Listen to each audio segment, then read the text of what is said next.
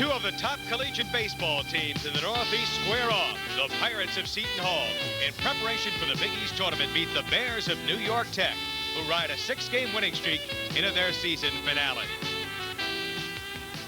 Hello again, everybody. I'm Barry Landers along with Carl Reuter on a beautiful Mother's Day Sunday afternoon here. Carl, great baseball weather, temperatures in the 70s, and we should be in for a very interesting ball game this afternoon. Interesting in the fact that we are going to see the number 29 team in the country, Barry, in the Seton Hall Pirates, who are looking for preparation for that Big East tournament, as you just mentioned, because they haven't played in the last 5 or 6 days because of rain. They had a couple of intra-squad games, but Coach Mike Shepard said intra-squad games just don't do it. You've got to get out here on the field. Seton Hall won 16 and dropped 2 in the Big East, winning the Southern Division for the 4th time in 5 years. They're an outstanding ball club, Carl. They've got power, they've got excellent pitching, and today they're going to kind of run out the whole pitching staff and get everybody ready for the big tournament on Tuesday. They have to. I talked to assistant coach Ed Blankmeyer just a couple of moments ago, and they're going to go with Dave Gagliano on the hill today. He might go 2-3 innings, but they want to get him some work. He might be the number 3 starter once those playoffs begin, but everybody will see some action on the hill today for the Pirates. They've got a pitcher by the name of Morton, who's an outstanding pitcher, highly regarded by many of the pro scouts, who many are here, by the way, to watch today.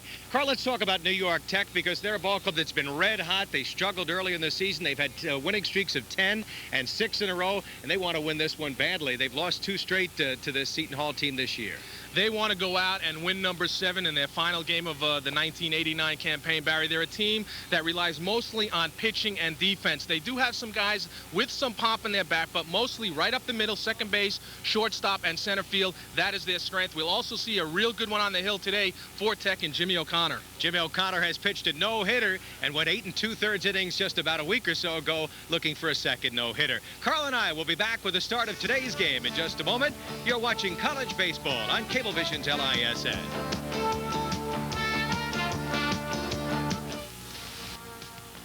Today's game is being brought to you by Apple Bank for Savings. We're good for you. And by 8 Auto Stores, your ultimate car care store. Barry Landers along with Carl Reuter back here at New York Tech as we get ready for this collegiate baseball game. And let's take a look at the New York Tech defense. It's been an excellent defense, as Carl talked about earlier this year.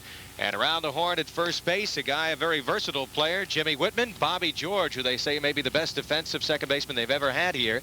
John Urcioli at shortstop, Jim Pepio around at third, and an outfield, Carl, that can go get him. Oh, yeah. Peter Impagliazzo, Joe Volpe, and Alex Protozo. And on the mound, Jim O'Connor, and he's had a fine season, Carl. He really has, Barry. You see the numbers there. The right-hander, he has just about everything, curveball, fastball. But to his credit this year, the no-hitter earlier in the year came back and then had 8 2/3 innings of no-hit ball 2 starts ago. So here's a guy that has control on the mound, does not give up that many hits, does not strike out that many people, puts the ball in play. But with the defense that New York Tech has, he's okay because he's got solid people behind him. You're looking at the 6', 170-pound junior from Holy Trinity High School as he gets set to face this hard-hitting Seton Hall ball club. Starting lineup for the Pirates of Seton Hall with a record of 31-17. Mike Fioli, good leadoff batter, and there you see Mike Randazzo. The top of the order, Carl, can really sting the ball. They get on base for the big power hitter, Maurice Vaughn. And a couple of those freshmen have done outstanding so far this season. So here we go as we have these two clubs squaring off for the 3rd time this year. And the first batter will be Mike Fioli. You can see his average, 326. Not a power hitter, leading off, and has done an excellent job all year for them. He really has, Barry. He's a guy that can get on base, and that's what you want from your leadoff hitter. And watch the man at third, the third baseman, Jim Pepio, always challenges the hitters. He actually looks for them to try to put it past them. He's got some leather down there. Fioli was 2 for 4 in the first game played between these two clubs, and an 0 for 5 in the second game. He's 2 for 9. In the series, 5'9", 165-pound freshman, Carl, a switch hitter from Summit, New Jersey. And as we saw, has had a good season. Superb fielder, has made only 4 errors so far this year. And when you mention Summit, New Jersey, as he swings on that fastball and strikes out, Summit, New Jersey, the home of Willie Wilson, center fielder for the Kansas City Royals, Barry. And he doesn't usually strike out all that much, Fieldy. He has struck out only 19 times this year, but he goes down for number 20 as the left-hand batter Mike Randazzo will come up, 5'8", 165-pound junior out of Norwalk, Connecticut, who plays right field. And he's had a very solid season, 380. 16 doubles, a triple, 2 homers, 36 RBIs for a guy who doesn't have any home runs, Carl. That's a lot of RBIs, but you got to credit the guy who bats in front of him, Fioli, who usually gets on base. And the first pitch taken for a ball. The umpires working today, the home plate umpire Harold Soroka and the base umpire Milton Wadler. Randazzo 3 for 8 in the series between these two clubs. Popped up down the third base line. Jim Pepio over there along with his shortstop. And Pepio takes it away from John Urcioli. And quickly 2 up and 2 down here at the top of the first inning. Jim O'Connor on top of the game on the strikeout to Fioli and then getting Randazzo to pop up into short left field. Pepio backpedaling made a nice play. Urciolo come over there. A little bit of help, but Pepio able to bring it in. O'Connor did not pitch against Seton Hall in the 2 games played earlier.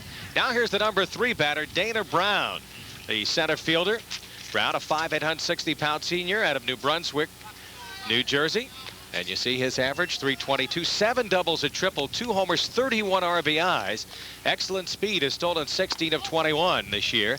And he's 3 for 8 against New York Tech this year. No RBIs. What kind of player is he, Carl? A guy that's really come on strongly, Barry, since the early part of the year. He was only hitting .217 in the early going, but since the end of March, he's on a tear of 38 of 101, .376 average. Count even at 1-1. He's one of the best center fielders that Mike Shepard's ever had going for the ball. And originally had been the leadoff batter for the first 3 years with this club, but with this freshman coming in, Fioli, they liked him as a leadoff batter. That's in play down the first baseline, shading his eyes, Jim Whitman, and he puts it away. Strong inning for Jim O'Connor as he retires the Pirates 1-2-3. Very nice, easy for O'Connor. Going into Fiola, Randazzo, and Brown. 1-2-3 for the Pirates. They go down in the first. We'll be back. You're watching college baseball on Cablevision's LISN.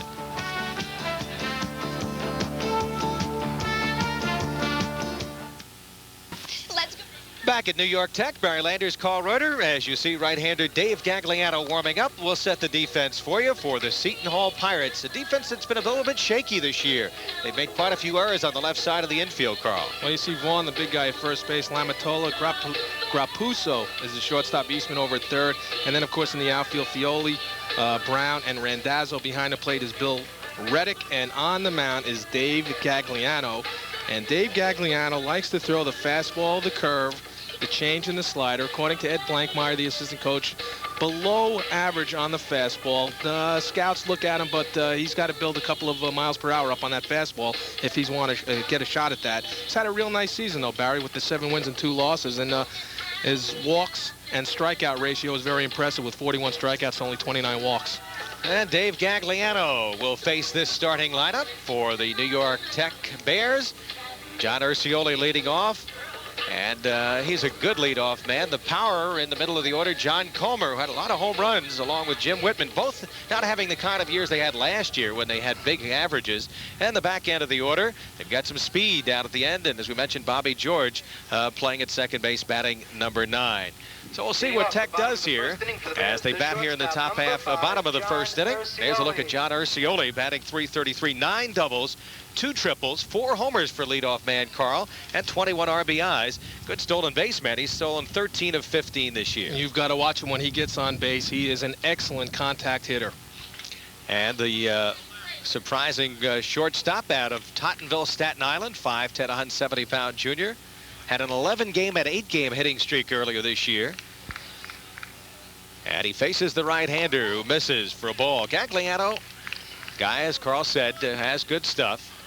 And they're looking for him in the tournament that gets underway to play a key role. They, always look, you've got a 1 and 2 pitcher, Carl, but you always look for that 3rd and maybe a 4th pitcher you need when you play a lot of games in a short time. Down the right field line, Mike Randazzo is there. And he'll put it away. Quickly 1 up and 1 down. As Urcioli flies out to right field, this will bring to the plate Peter Impagliazzo, the 5'11", 175-pound senior out of West Babylon. They call him Pags. And he'll bat in the number 2 spot. And Pags, the man who supposedly has a great impersonation of Phil Rizzuto, wouldn't do it for us on camera before the game, but he is a real good clown, good ball player, and he's in that number 2 spot today. Pags batting .237, takes the fastball down low. 3 doubles, a triple, 2 homers, 11 RBIs. Struck out 28 times. That's a little bit too much. They'd like to see him make more contact, Carl. Hit .263 last year. Had 10 doubles last year. And he'll take a ball. It's 2-0. This is his final game here. He's had a fine career here at New York Tech. A lot of room on the third base line there, given up by Doug Eastman of Seton Hall. And that one right in there, so the count goes to 2-1. Outfield plays him straight away. Wind is whipping out. This is a ballpark that is reachable for the power hitters. 315 down the line in left field. 360 in left center.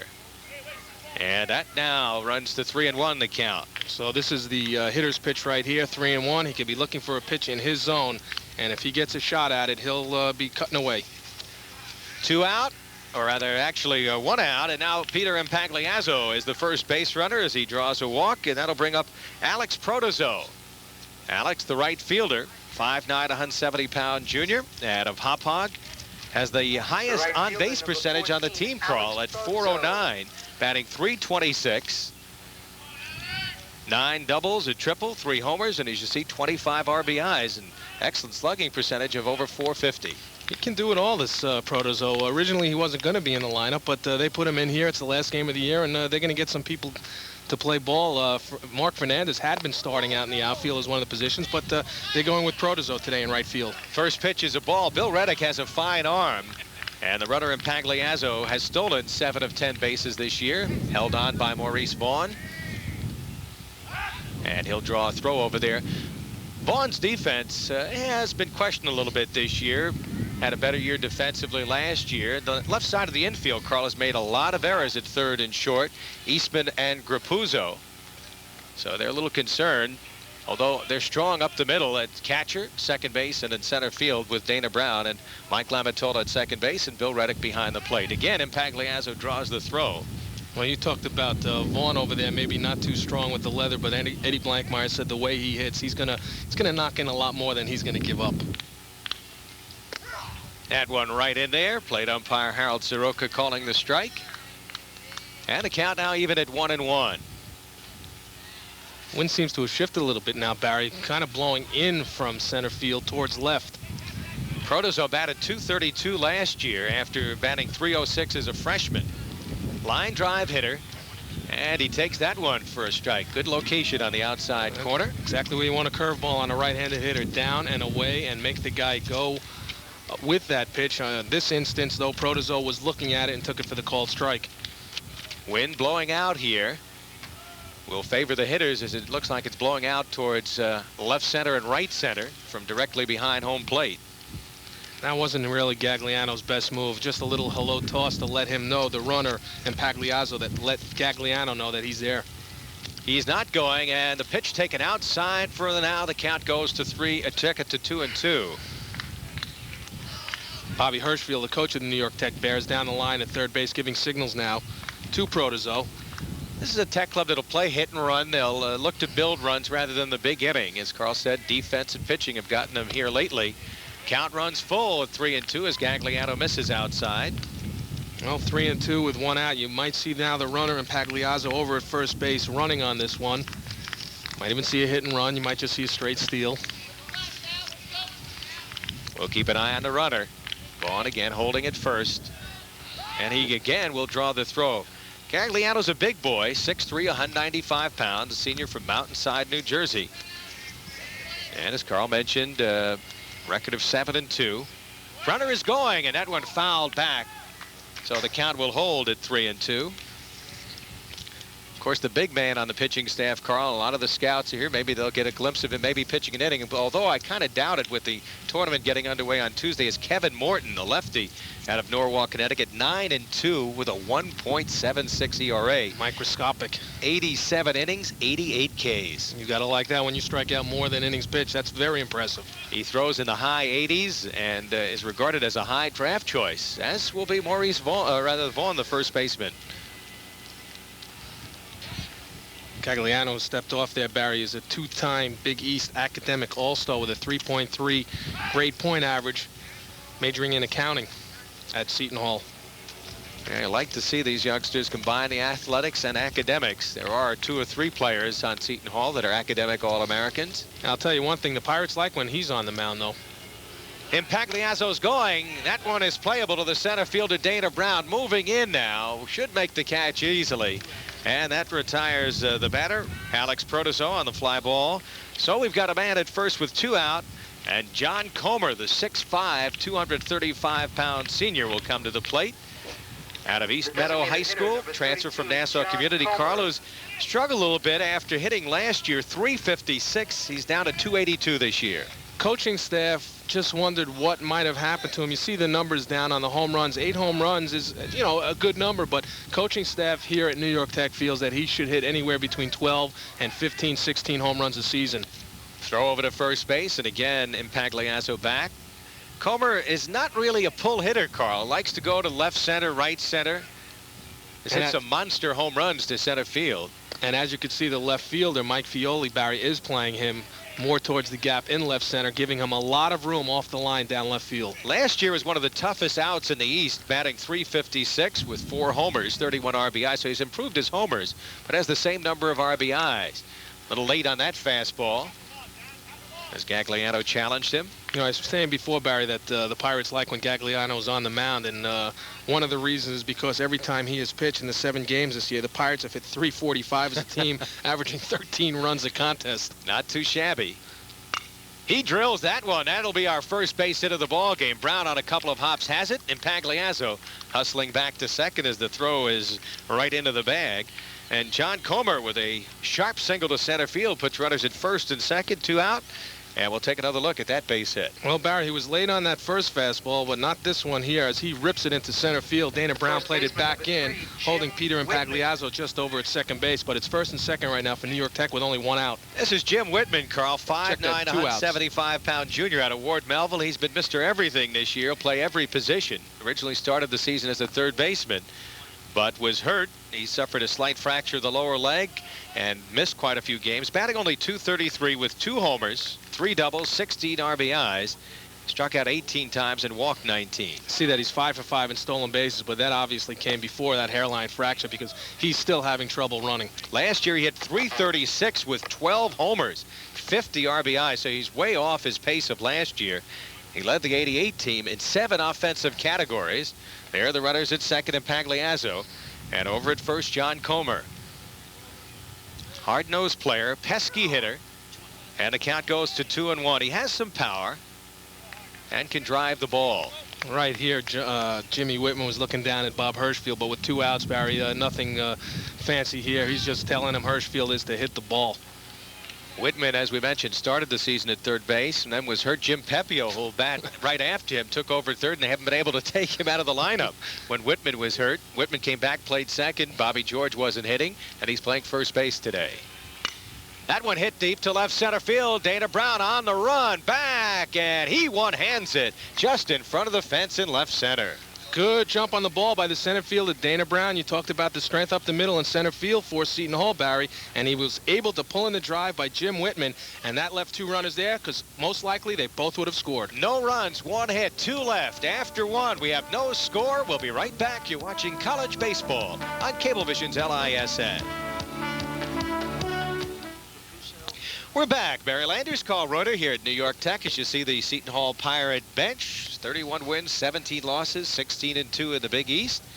And as we see the field dimensions, Carl, talk about this park. It is a hitter's ballpark, especially down the lines into the gaps in left center and right center. The one place you don't want to hit the ball is dead center field, where it's 421 feet, as you see on the screen there with the numbers. But in this ballpark, Barry, the way the wind swirls and all that, the gaps are very reachable, and there have been some long home runs hit here, especially out to the tennis courts and left center field. And the right field bleachers there, just outside the football field, is a place where this guy hit a ball last year. This guy meeting Maurice Vaughn, 2-time All-American, 6'1", 220-pound junior out of Norwalk, Connecticut. His dad is here watching the game. Batted .344 this year, and late on that fastball. So it's a strike. Jim O'Connor getting good location on that one. Vaughn with 11 doubles, 1 triple, 12 homers, 49 RBIs. Needs to be patient, has good bat speed, and has stolen 11 of 16 bases. That one hit hard and foul. How about 13 of 16? His power, Carl, right. His power tremendous to left and right center. As you mentioned, he's a straightaway hitter. As a freshman, he had 28 home runs. As a sophomore, 18, and this year, 12. So his number of home runs have been reduced, but has to be patient because a lot of times they walk him. He's had 42 walks this year. Well, they try to pitch around this big fella, but even though the home run average has gone down this season, Barry, the scouts are just drooling, waiting to get their hands on Maurice Vaughn. He was Player of the Year in the Big East last year. 1 for 3 against Tech in the 2 games played this year. Missed one of the games. Hit sharply to the first baseman. Handled easily by Jim Whitman for out number 1. So 4 up and 4 down as O'Connor looks sharp, Carl, in the early going here. He has retired those 4. Remember, Barry, he did have that no-hitter earlier this season, and 2 starts ago went 8 2/3, went to 1 out in the 9th inning of recording his 2nd no-hitter of the year. Here's a guy that, like the leadoff batter Fioli's done a great job, of freshman Mike Rapuso. 10 home runs, and you can see he's the last 11 games he's batting .459, 17 for 37, 15 runs scored, 16 RBIs, and currently on an 11-game hitting streak. You've got to love it. Here's the shortstop in the number 5 hole in the lineup. He has power, and especially straight away, but in this ballpark that power might be taken away a little bit. He can pull the ball also. Strong right-handed batter. 6'4", 190 pounds. You got to like the size, and a lot of the scouts are getting this kid's name down. It's Cal Ripken's size when you talk about 6'4", 190. Has made a lot of errors, 31 errors at shortstop this year, but will be, they feel, a third baseman or perhaps a catcher. Has an excellent arm and tries to make the play before it gets there, which is a lot of times you see young players doing that, and he's had problems defensively that way in the field. You know, Barry, interesting story about him is that his first collegiate at-bat hit a home run. And so you make that transition from high school to collegiate level with Seton Hall program and a home run. That's pretty impressive. He struck out 22 times. Doesn't strike out this time. Drilled, but Volpe with a good jump is there for out number 2. So Volpe runs down the line drive off the bat of Mike Rapuso. And the pitchers appear to be in command in the early going here. 2 out here in the top of the 2nd, and Phil Aiello will be the batter. The designated hitter, Phil He's the Aiello. designated hitter, 5'11", 175-pound junior from South Plainfield, New Jersey. Batting .318 with 7 doubles, a triple, no homers, 16 RBIs. And a little guy, line drive hitter, and pulls the ball pretty well. Pulls that one to right field, way back. Alex Protoso back on the warning track, and he makes the catch right in front of the fence there. So Aiello, not known for his power, nearly put one out in right center. And that wind had all of a sudden shifted to straightaway, but Protoso on the track to make the catch. So we go to the bottom of the 2nd with no score. You're watching college baseball at Cablevision's LISN.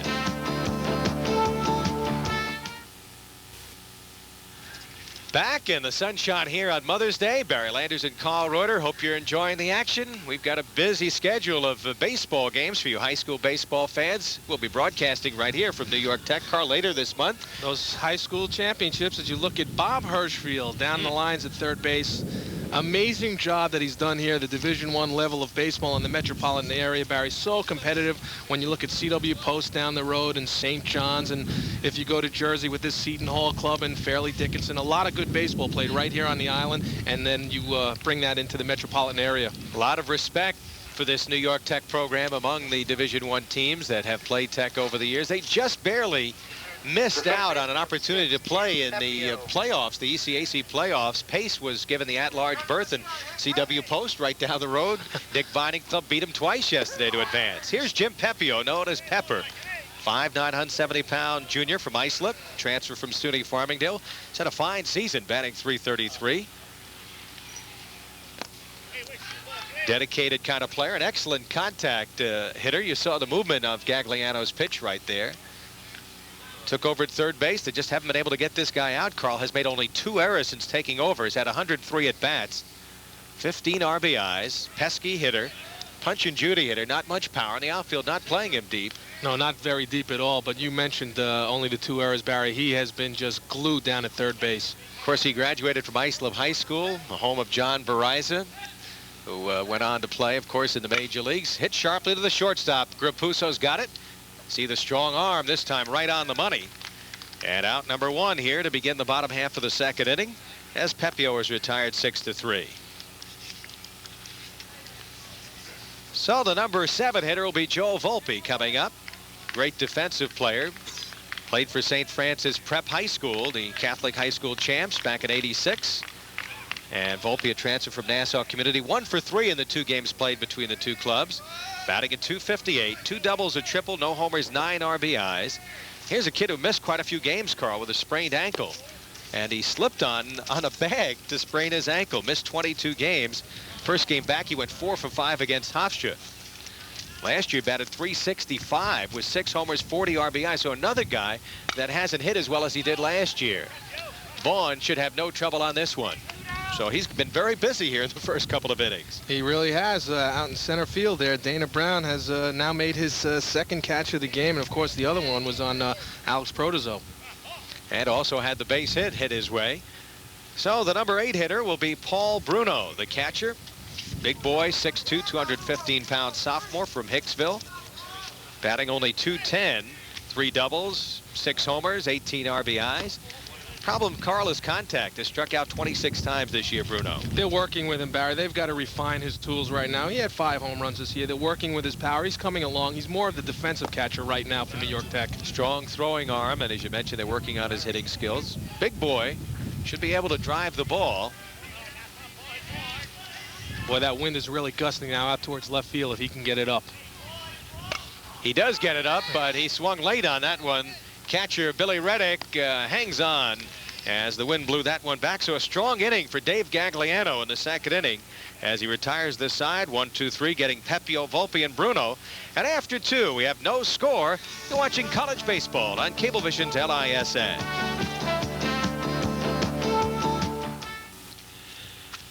Back here at New York Tech in brilliant sunshine. Barry Landers and Carl Reuter through the first 2 innings. The pitchers have been in command as Jim O'Connor warms up for his 3rd inning.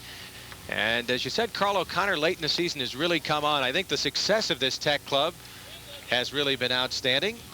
As you see the coaching lines, one of the assistant coaches, Eddie Blankmeyer, Long Island connection with Eddie Blankmeyer, Long Island connection with Eddie Blankmeyer, and Eddie works for well, I guess family.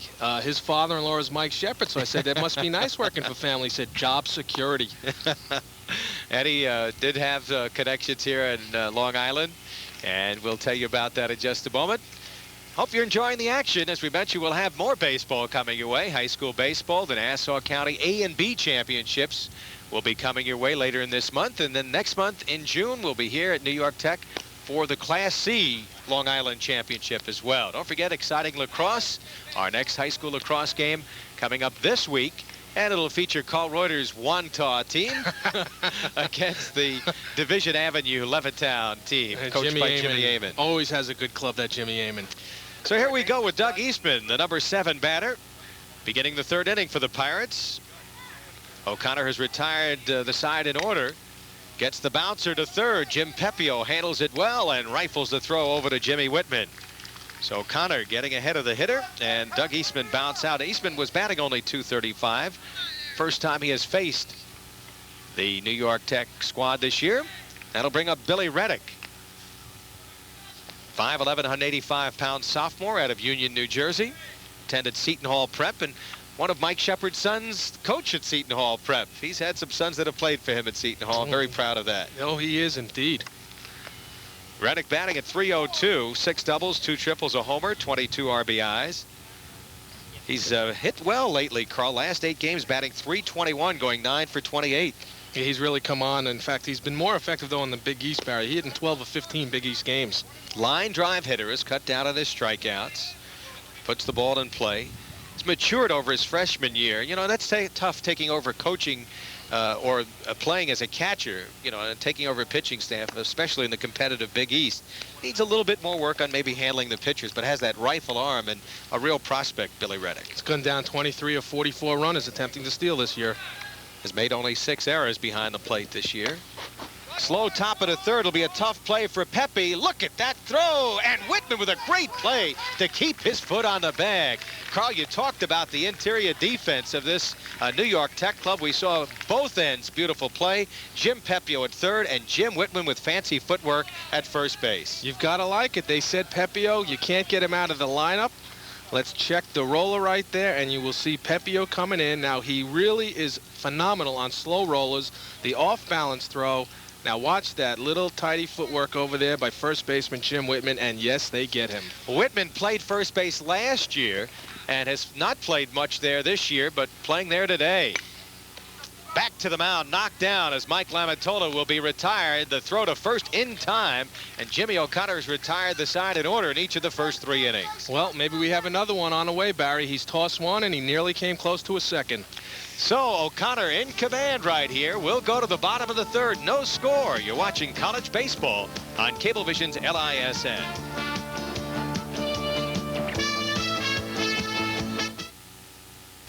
The Coral House. We've got a dandy going here as the pitchers appear to be in command here at New York Tech. Final game for New York Tech. After getting off to the rough start, they've come back strong, looking to win their 7th in a row and playing real good baseball of late. It'll be the number 9 hitter to start things off, Bobby George, the second baseman out of Middle Village, Queens, who played for St. Francis Prep, was a teammate of John Volpe. Batting only .203. He has played second base a good part of the year. That was early in the season when Jimmy Whitman got hurt. He instead took over at second base. As you see the coaching staff. Mike Shepard there in the dugout. He has done quite a job. He has had a bunch of people that have played in the major leagues, and we'll talk about them, of course, as the game progresses. But I guess right now everybody's very familiar. He had Rick Cerrone, Johnny Morris is just to name another one, and of course the catcher that replaced Billy Reddick and Craig Biggio. So here's Bobby George batting at only .203. A double, 15 RBIs, 24 walks, so he does get on base. He's the second highest in walks on the club, Carl. Best defensive second baseman they've ever had here, according to the coaching staff. Played for an outstanding junior college team, Lewisburg Junior College. They went on to the World Series 2 years in a row. Little tough competitor, 5'10", 165-pounder. I think it's just a little bit of a question mark on why he's not hitting, Barry. The 2 years in JC, he hit .320. This year only coming in with that average just above the 200 mark. And that one will be speared by the shortstop. Good timing by Mike Graposo. And the shortstop, it wasn't hit all that hard, but he did get up in the air, and Graposo able to snare it on the bit for the base hit off the bat of Bobby George. And that's the type of ball that sometimes will keep you off balance. The one that's hit right at you, it's not hit that hard, and the timing is key on that, and Graposo was able to just go up there and make the backhand stab. So John Urcioli will be batting for the second time. The leadoff batter flied out to right field his first time up. 5'10", 170-pound junior. Has done well against Seton Hall this year, Carl. 4 for 9 in the 2 games played. Yeah, he's really done a job. He's gone 2 for 5 and 2 for 4. That's exactly what you want from that leadoff hitter. You want him to get on base, and he is one that has done that throughout the year. Has the most hits on the club, 57. Excellent contact hitter. Nice breaking ball. And the count 0-2, so Urcioli in the hole. He's had a good slugging percentage for leadoff batter, Carl, with 9 doubles, 2 triples, 4 homers, .479. And has stolen 13 of 15. Best stolen base threat they feel on the team. And that one misses the outside corner. Boy, does Gagliano have a real nice curveball. That's the second one in a row. He just missed with that one on the 0-2 pitch. And you've got a pitcher on the mound, confidence when he can throw that curveball 0-2. Oh, he hung him out to dry on that one. He really handcuffed him with that breaking ball. And Urcioli caught looking. That'll be the first strikeout of the ball game for Gagliano. He's given up 1 hit in 2 2/3 innings. So Urcioli now 0 for 2. And let's take a look at that last pitch. It was a dandy. We said he had a good curve and slider. Well, here's the curveball, and he just got Urcioli looking at this one. And he just tied him up on the inside part of that plate, and it just broke over, and he had nothing to do but go back to the dugout. Couldn't pull the trigger. Peter Impagliazzo walked his first time up. The left fielder hitting .237. 1 for 6 against Seton Hall this year. That one on the knees evens the count at 1-1. Gagliano will only pitch 3 innings. They will like to work in some other pitches. We may see Morton pitch for an inning. Carl, I know the scouts are anxious to see Kevin Morton get a shot. I'm anxious to see him. Impagliazzo laying off that one in the dirt. I wonder if he's doing his Phil Rizzuto impersonation right down, and you know, because he was cooking the other day. Assistant coach Bob O'Brien was going over a scouting report with me, and he was talking about Impagliazzo, and all of a sudden, walking down the hallway, here comes Pags doing that Phil Rizzuto. Well, you got to have those guys on a team. You got to have those guys who are loose as a goose. Well, I was, but I just never played. That was the whole problem. He plays at least. Fouled out of play behind the first base dugout. up in the trees here. It's just a marvelous facility. Bob Hirschfield and all the people here, Buck Lay, the athletic director here at New York Tech, and the grounds people, they have tremendous pride in the facility here. The kids really do. They're out there working on the field themselves. Rip foul down the third baseline. Breaking ball had hung a little bit, and then Pagliazzo got around on it. Ripped it about 1.5 feet, 2 feet foul. Really showed some good bat speed there, Barry, whipping the bat, and just missed getting a double down the left field line. Been a little disappointing with the bat, as we mentioned, hitting only .237 after hitting .263. 28 strikeouts this year. And that one misses outside. Count goes full to 3-2. So Pagliazzo, who walked his first time up, making Mr. Gagliano work a little bit against him. He's pretty much been the only hitter in the lineup so far for Tech that has made Gagliano work on the mound. 2 out. Nobody on. Payoff pitch coming here in the bottom of the third. We have no score. Seton Hall 31-17, ranked number 29 in the country. Heading into the Big East tournament. There'll be 4 teams in that tournament. They may play either Connecticut or Boston College. That one is right in there, caught looking in Pagliazzo. Second strikeout of the inning. And we've played 3 with the pitchers in command. And after 3, no score. You're watching college baseball on Cablevision's LISN.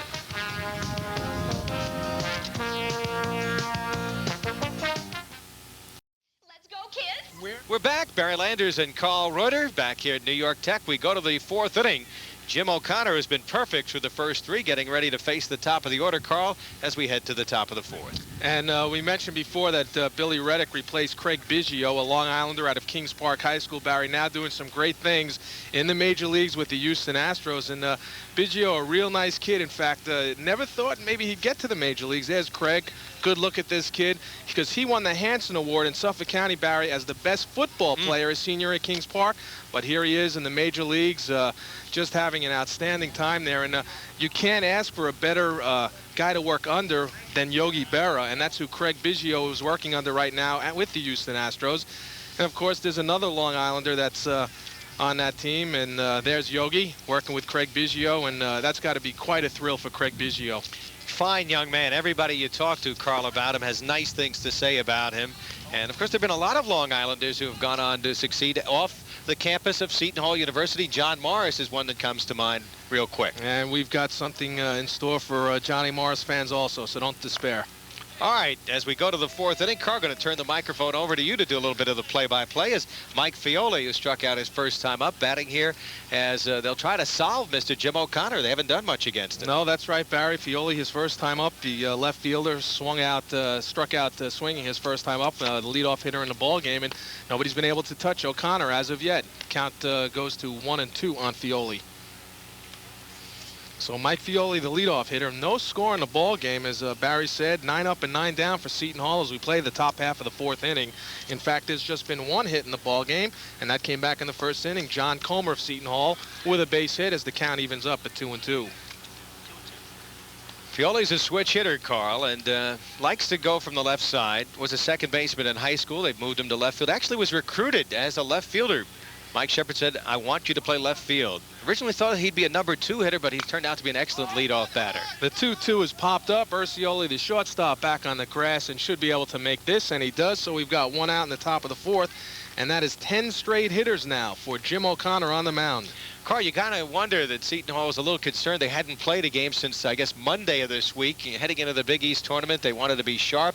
They had games, intra-squad games, Friday and Saturday after the rain knocked them off. I guess a couple of other days this week out of games that were scheduled. So Mike Shepard wants to see his club going into the tournament hitting. And it hasn't been an easy week because you talked about the rain. They try to get the intra-squad games, Barry, and then all of a sudden comes the end of the school year. Now they're in the middle of finals as Mike Randazzo, the right fielder who popped up in the 1st inning, popped up to the 3rd baseman, Jim Pepio. So between not playing in finals and prepping for the Big East tournament, it has not been an easy week for Mike Shepard's club. Carl, this Randazzo kid has 16 doubles, currently on a 12-game hitting streak with 10 multi-hit games. Grew up at St. Mary's Place in Norwalk, the same street where Vaughn came from. And they've been roommates for 2 years. And this year they're not roommates. They kind of were kidding around. In fact, Randazzo's mom, I believe, is here watching the game. Vaughn's dad is here. Very intelligent hitter, not a power hitter. Count evens up at 1-1. He took the fastball in on the inside part of the plate. So O'Connor delivers the 1-1. Curveball that he laid off, and he's ahead of the count at 2-1. He's 3 for 9 in the 3 games played between these two clubs. Actually 3 games, this being the 3rd. 2-1 delivery from the right-hander O'Connor. Fastball chopped out to second base, where the second baseman Bobby George over to first. And that is now 11 straight hitters for Jim O'Connor. Well, the only guy to hit the ball well was Phil Aiello, who fly deep to right field. And the right fielder, Alex Protozo, had to go back just in front of the fence to make the catch. Other than that, he's had real good command. And he'll face Dana Brown, who is 3 for 9 against Tech this year. And Dana Brown in the first inning fouled out to the first baseman, Jim Whitman. So he's 0 for 1 in the ball game. They liken him to Tony Gwynn or Joe Morgan. He's a little guy who has power, and he drills that. Volpe gets great jumps on balls, and he also gets a great jump on that one, bringing in that hot line drive to dead center field. So again, O'Connor escapes. 3 up and 3 down. He's retired 12 straight hitters, Barry. We've played 3.5 innings, and we're still scoreless. We'll be back with more. You're watching college baseball on Cablevision's Long Island Sports Network.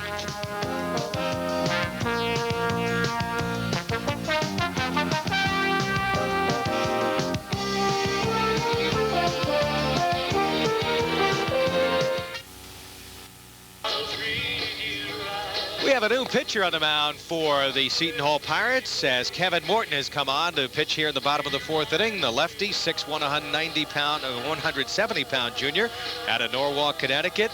A record of 9-2, a 1.76 ERA, 87 innings pitched, 88 strikeouts, has walked only 30 batters and allowed only 60 hits. This kid throws hard in the high 80s, a high draft choice, a draft choice. A lot of the scouts very interested in him.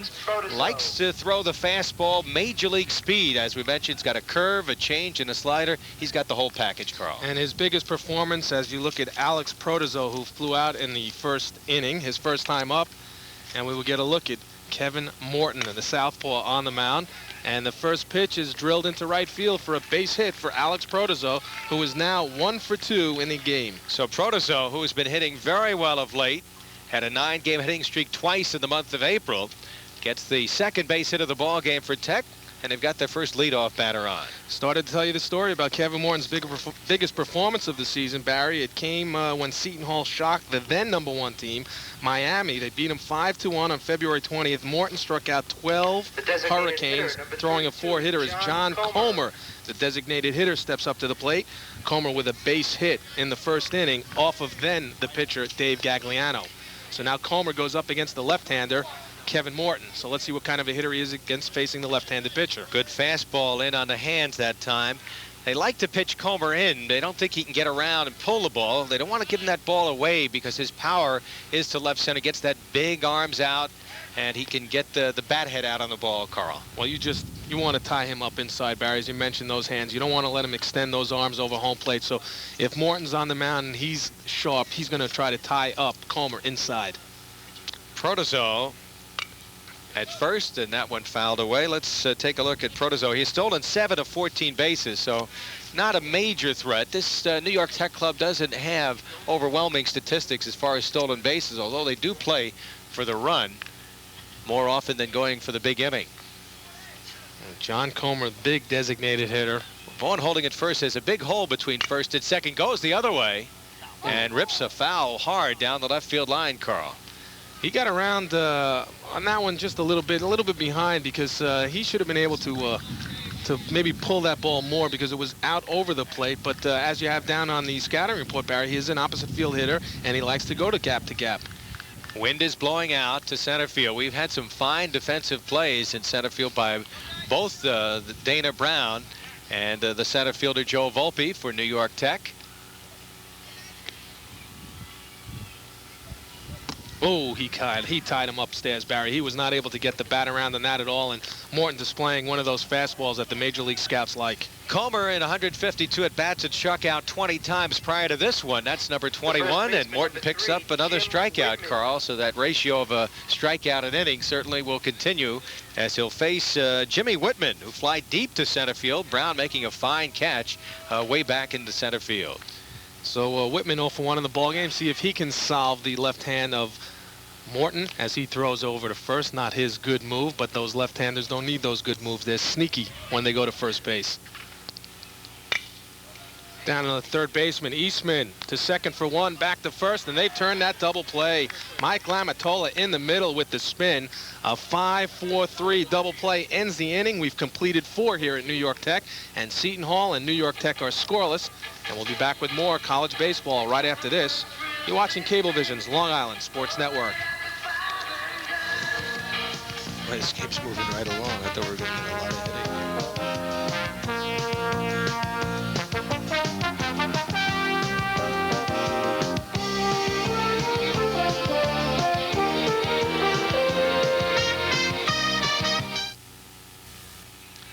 Carl Reuter with Barry Landers back here at New York Tech. And Barry, we have breezed through 4 innings where we've seen some great pitching and some great defense. We're scoreless with Seton Hall, the visitors, coming here to New York Tech. We certainly have, Carl, and we're seeing some outstanding defensive plays. We saw some good play at third base by New York Tech's Jim Pepio and Jim Whitman at first base. We've seen fine outfield play, nice double play as Lamatola made a nice pivot, and they turned the 5-4-3 DP. And we go now to the dangerous Maurice Vaughn, batting here in the top of the 5th inning, as Vaughn was retired on a ground out to first baseman Whitman his first time up. You got to like in the Seton Hall notes that Dave Cerroti, the SID, Barry, how he writes down hitting only, and only in parentheses 344 coming into the ball game. But he grounded out unassisted his first time up. This time he drills one into right field for a base hit. So the big first baseman Maurice Vaughn with his first hit of the game, drilling that pitch by Jim O'Connor, and that ends the streak, Barry, of 12 consecutive for Jim O'Connor. Well, as you mentioned, Carl, O'Connor with 1 no-hitter and went into his one of his last starts with 8 2/3 innings of no-hit ball. Boy, and did Vaughn ever turn on that fastball, and he just drilled it into right field for the base hit, and that'll bring up Mike Rapuso, the shortstop, who lined out hard to center field his first time up. Rapuso 3 for 7 against Tech in the 3 games played, has 3 RBIs, and he's been a hot hitter, 459 in his last 11 games. Takes a curveball on the outside part of the plate, so he's behind in the count 0-1. Third base coach Eddie Blankmeyer giving the signs to Rapuso, and respected in left field by Peter Impagliazzo, who is playing a deep left field. He has 6 sacrifice flies, 10 homers, 53 RBIs, leads the club in that department. And he's only a freshman, 6'4", 190. As you said, Carl, you got to like his size. He may not have the range to be a shortstop in professional baseball, but could be a third baseman. They are wrapping somebody's arm up there, and I'm trying to get a grasp on who they're wrapping there. Perhaps could be Gagliano, who worked the first 3 innings very effectively. It looked like his left arm there. No, yes, that's right. Gagliano, of course, a right-hander pitcher. You know, you mentioned we'll about try to the major find out league who size. had his arm wrapped in the dugout over there. Dave Cerruti, Sports Information Department. Runners going, Vaughn going, Carl, and hit and run play there. Hit and run play on the 1-1, and Rapuso fouls it back. But you mentioned the major league size, and I said that size reminded me of Cal Ripken. Well, Rapuso wears number 8, and Cal Ripken wears number 8, so I wonder if there's a little connection there. He had, as you mentioned, 379 in the Big East, so he's been coming on late in the season when most of the Big East games were played. Seton Hall struggled early in the season. They didn't have a good record early, but have really played well in the month of May. They had an outstanding record. Well, Tech struggled early also, Barry. And they were 7-14, and then they ran off 10 straight, throw over, and Vaughn slides back in underneath the tag of Jim Whitman. So both clubs struggled early, and they both came on. Tech went off to run 10 straight, and they're currently on a 6-game winning streak. And that pitch is inside. The count evens at 2-2 on the number 5 hitter in the lineup, Mike Rapuso, the shortstop for Seton Hall. Runner to first, nobody out, and that runner is Maurice Vaughn. Vaughn has improved his base running considerably, Carl. Has a lot more speed than people think, deceptively quicker. Throw back again. This time he goes in without the slide on the toss to Jim Whitman, the first baseman for New York Tech. 13 of 16 on stolen bases, and you'd look at him and say, nah, he can't run. But I guess he can. 6'1", 220. And there he goes. Curveball is just fouled back, so Rapuso hangs on, and Vaughn will come back to first base. Just getting a piece and keeping himself alive at the plate is Mike Rapuso. Well, as we mentioned, he had struck out 22 times this year. They want him to go for more line drives. Obviously has the power with 10 homers and drives the ball, But they feel that he can hit better than 337 if he makes a little more contact and goes for the liners instead of trying to pull the ball out for homers. And the man who was being iced down, Barry, was Dave Cerroti just came back. It was Kevin Morton, so he threw his 1 inning, and they're icing him up. He's done. Throw back, and he slides in underneath again. So Maurice Vaughn getting a workout over there. Jim O'Connor keeping close watch. Morton will probably start the game on Tuesday when Seton Hall will be playing up in Bristol, Connecticut in the Big East tournament, either against Connecticut or Boston College. Boston College split 2 games with St. John's. They had to win 2 of the 3 games in order to win a playoff spot. Otherwise, UConn would play Seton Hall. Villanova and Providence are the other 2 teams matched. He checked that swing, and the base umpire also says he checked the swing. Base umpire, of course, Milt Wadler. So the count is full, 3-2. Nobody out. Runner at first is Maurice Vaughn. We might see some running right here, Barry. He's been looking to run, and here with the 3-2 pitch, he might go. Although, as we mentioned, Grapuso has struck out 22 times this year. So O'Connor looks to deliver the full count. And before he does, another throw over, keeping Vaughn close. Great slugging percentage, Grapuso, 609. He's really accomplished some great numbers here. 12 doubles, 2 triples, 10 homers. He's going on the 3-2. It's foul back, so we'll do it all over again as Vaughn comes back to first. And O'Connor again will deliver the 3-2 pitch to Grapuso. So O'Connor really working here in this 5th inning. First time he's really had to work, Carl, because he's been in command, getting ahead of the hitters early, and he's in early trouble here in the 5th inning. Well, as you said, Barry, he was coasting along, retired the 12 straight hitters, and then the leadoff hitter here in the 5th inning, Maurice Vaughn, with a solid base hit to right field. Interesting, the center fielder Joe Volpe playing Grapuso around toward right center, Carl. There's a big gap up the middle at the second base bag and out toward left center. If Grapuso hit a line drive over the shortstop Urcioli, they might run for days. This one has popped up infield, making the play there. Bobby George coming back was looking to cover, but able to make the recovery as Grapuso pops up to second base. So there's 1 out here in the 5th inning. Bring up the designated hitter Phil Aiello, who flied out to right field back in the 2nd inning. Good pitch by O'Connor, and a good play at second base over there. Bobby George, who's we mentioned one of the best defensive players they've ever had here at Tech at that position. And with the runner going, Vaughn had to hustle his way back to first base. Yeah, he was going, and then, of course, Bobby George making the good play there. And the first thing that he did, as you look at Phil Aiello, what he did back in the 2nd inning, first thing Bobby George did when he made that catch, Barry, is look to see if he could double off Maurice Vaughn. Well, Aiello didn't pop out. He almost popped one out of here first time up. We had the graphic that he popped out, but he hit a long drive to deep right field. That was the one Protozo brought in close in front of that fence out there in right field. Little guy with surprising power, but basically a line drive hitter, 5'11", 175-pound junior from South Plainfield, New Jersey. Went after that fastball. Bad swing there by Aiello. Pitch was out and away, and he looked to try to pull that pitch. He's been alternating in the designated hitter spot. He's got a good batting average of 318. This Not game much just power. Flying by, as we mentioned, in the 5th inning. We're not even an hour old. These guys are really playing playing some good defense and some good pitching on the mound. And these guys know how to play ball, Barry. The top Division I programs in the Northeast. Connor has logged a lot of innings this year, Carl. Has had a couple of complete games. This is his 13th start. And as you said earlier, record of 6-3. He was 5-2 last year. And now looking for his 7th win this year. But late in the season has really come on, along with the New York Tech Bears. They're looking at Maurice Vaughn. They think Vaughn is going to run. So Bobby Hirschfield has O'Connor throwing over there quite often. And that is drilled into the gap. Nobody's going to get this one to right center field. Protozo picks it up. Vaughn chugging into third base, and they're going to hold him up. Eddie Blankmeyer with a smart play with only 1 out holds Vaughn at third on the double to right center field by Phil Aiello. So Seton Hall threatening now with runners at second and third and only 1 out here in the 5th inning. Kind of interesting that Aiello has hit the ball harder against O'Connor than anybody else. As we look at the replay, he got all of that one, and a lot of gap in right center field. Good play by Protozo to hustle over. He got a good jump on that ball, and you won't see the replay, the relay throw, but he made a fine throw to Bobby George right on the money, and Vaughn wisely held up at third base. We've got runners at second and third for Doug Eastman. And Doug Eastman grounded out to third baseman Jim Pepio, his first time up back in the 3rd inning. Catcher Paul Bruno out on the mound as he talks it over. As you see, Mike Shepard 17th year, completing his 17th year as the head coach here at Seton Hall University. And, of course, just been a banner season for Seton Hall program. Seton Hall has played baseball since the year 1863, Carl. I think they've had only 4 losing seasons in 125 years.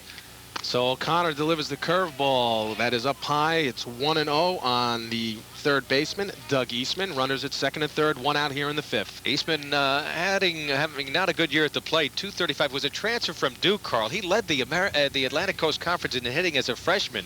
Jersey City kid, good size, 6'2", 200 pounds. Has been an enigma all year. They can't understand why he hasn't hit better. The 1-0. Curveball chopped out to third. Pepio, the sure-handed Pepio, is not able to come up with this one, so on the error at third base, Maurice Vaughn crosses the plate for the game's first run. Very unusual to see Pepio let one go. Well, Pepio should have had that. When Vaughn was holding at third, maybe Pepio took his eye off the ball a little bit to check Vaughn. Perhaps we'll be able to see on the replay, but that one chopped to third as we watch Eastman hit the bouncer to the third baseman.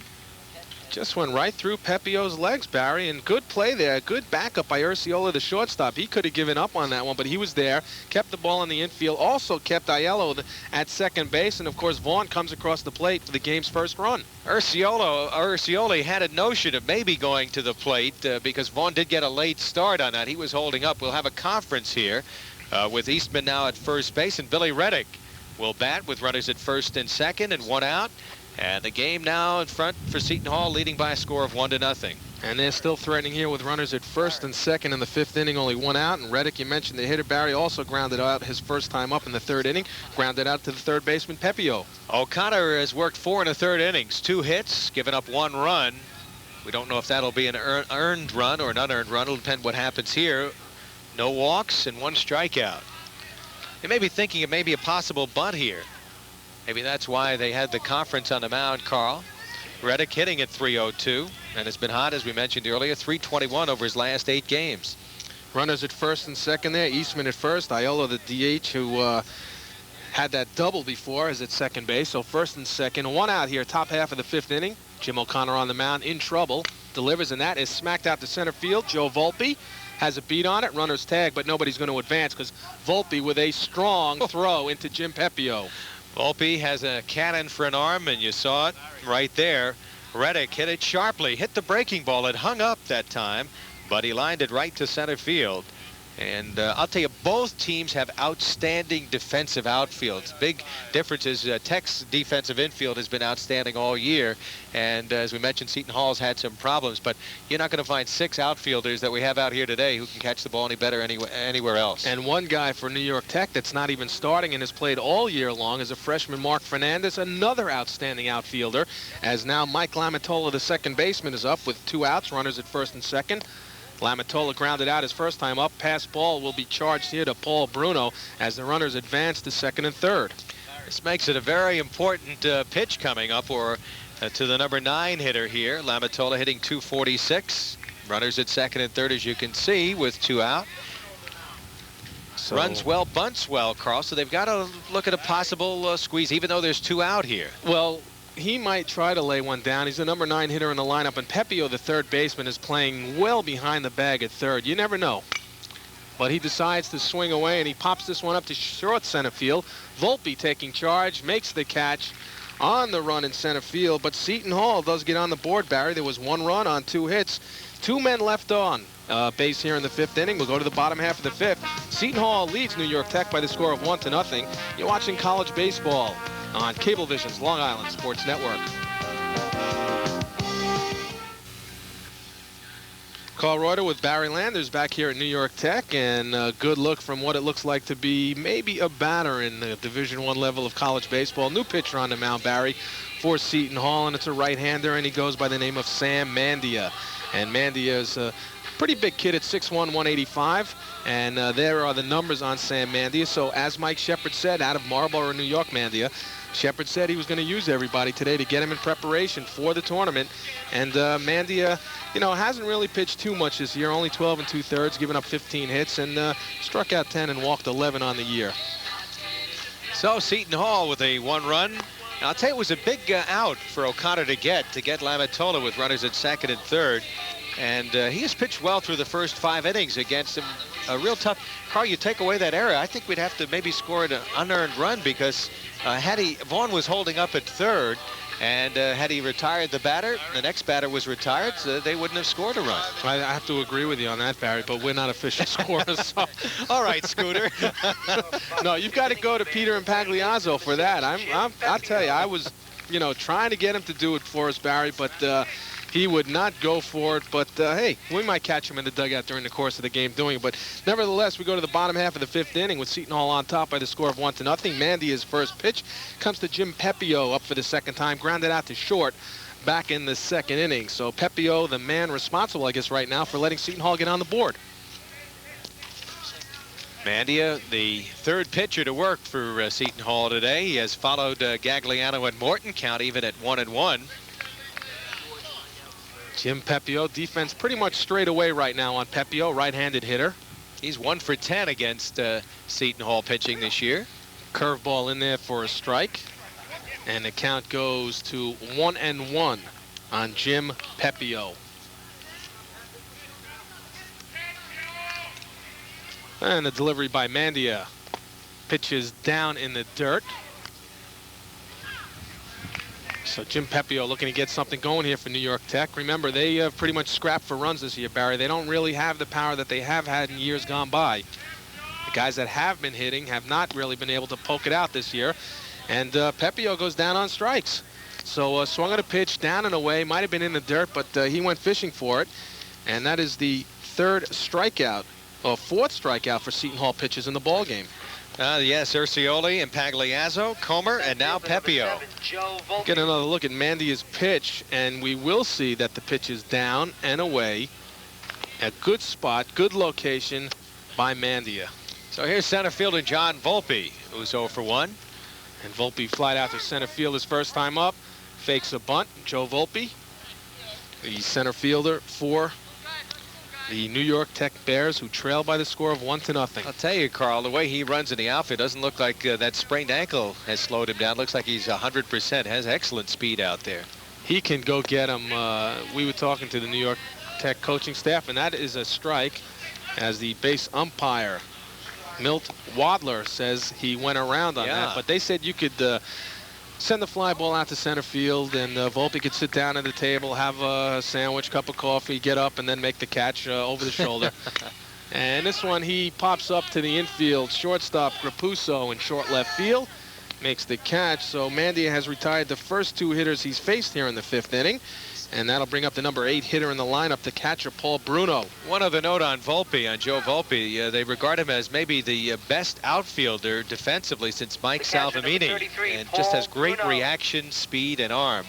And if he can hit a little bit better, he's a good prospect. Bruno fouling out to the catcher, his opposite number, Billy Reddick, back in the 2nd inning. Gets his first look at Mandia. Takes a curveball up high for a ball, 1-0. Mandia likes to go with a breaking ball. Has not had a good season. There's the Seton Hall Brain Trust. Mike Shepard over there. With the glasses, yeah. And the 1-0 is outside, so it's 2-0. So Paul Bruno ahead of the count with New York Tech trailing in the ball game 1-0. Mike's other coaches, besides Eddie Blankmeyer, Nick Bonus, Chris Buckley, and Mike Coco. Chopped in the hole, Grapuso. Let's see if he sets and throws. Vaughn cannot dig it out, throw in the dirt. And Bruno is on. Now it's a matter of, well, you're looking at me. You're going to say infield hit, and I'd have to agree with you on that, Barry. A long throw in the hole, Grapuso. Strong throw, but first baseman Vaughn not coming up with it. He has had problems. Grapuso's 32nd error, as you could see, way back, a couple of steps on the outfield grass, has that cannon for an arm, throws it low in the dirt, but now you hope that he's going to come up with it. But it was a tough play. He would have beaten that out even if the throw was good. Although the umpire at first base, Milton Wadler, initially had his hand raised with the out sign, and would have called him out had he held on to the ball. Well, you're looking at me. Now you're going to put me on the spot. I'm giving him an infield hit. You're going to give him give Bruno an infield hit. All right, that's Bobby settles George. And Bobby George, the second baseman, lined down to the shortstop Grapuso back in the 3rd inning. So a runner at first, 2 outs for Tech in the bottom half of the 5th. They trail by the score of 1-0. There's Bruno taking his lead. Maurice Vaughn, the big first baseman, holding him on for Seton Hall. Bruno not a threat to go. He's 6'2", 215. Sliced out into right center field. Right fielder coming on, making the catch, Mike Randazzo. So that retires the side. So there were no runs, 1 hit, and 1 left for New York Tech. We've played 5 complete now, and New York Tech trails Seton Hall by the score of 1-0. You're watching college baseball on Cablevision's Long Island Sports Network.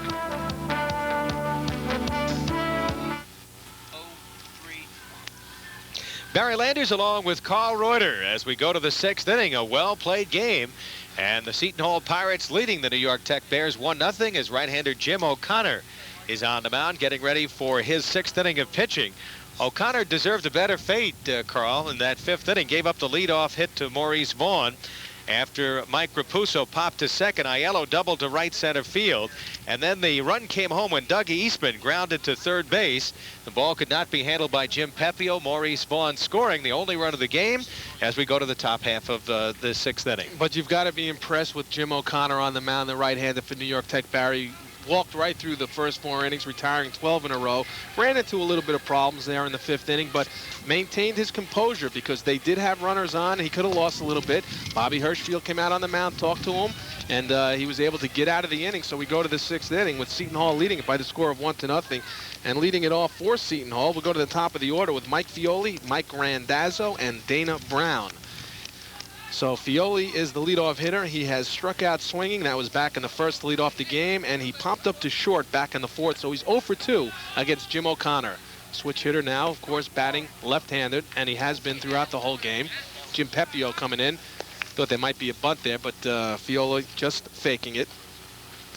So it's 1-0 to the count to Fioli, the leadoff hitter. And he tries to lay this one down, and it's fouled back, so the count will even at 1. And we've got a change in left field. Alex Protozo has moved from right field to left field. And we have Fernandez now in right field. Mark Fernandez, the freshman, Barry, who's been most impressive this year. So Peter Impagliazzo has come out of the ball game for the New York Tech Bears. And Fernandez, as you said, Carl, a real good-looking prospect, great freshman prospect. Mark Fernandez is a tremendous outfielder. You get a look at him. He can do it all in right field, and wait till you see him with the stick. As this one is out to short left field. Protozo, who just came over from right, makes the sliding catch in left. John Urcioli nearly collided with Protozo, so Protozo showing he can do it in right field and left field, makes that sliding Kevin McReynolds kind of catch. He's made a habit out of that over there, as we see Protozo checking the grass stains and seeing if he's okay. Well, now he knows he's in the ball game, right? He got that uniform dirty when he goes home. But nice sliding catch there. The only difficulty was avoiding Urcioli, who was coming out. But that showed the range of Urcioli going out into short left field.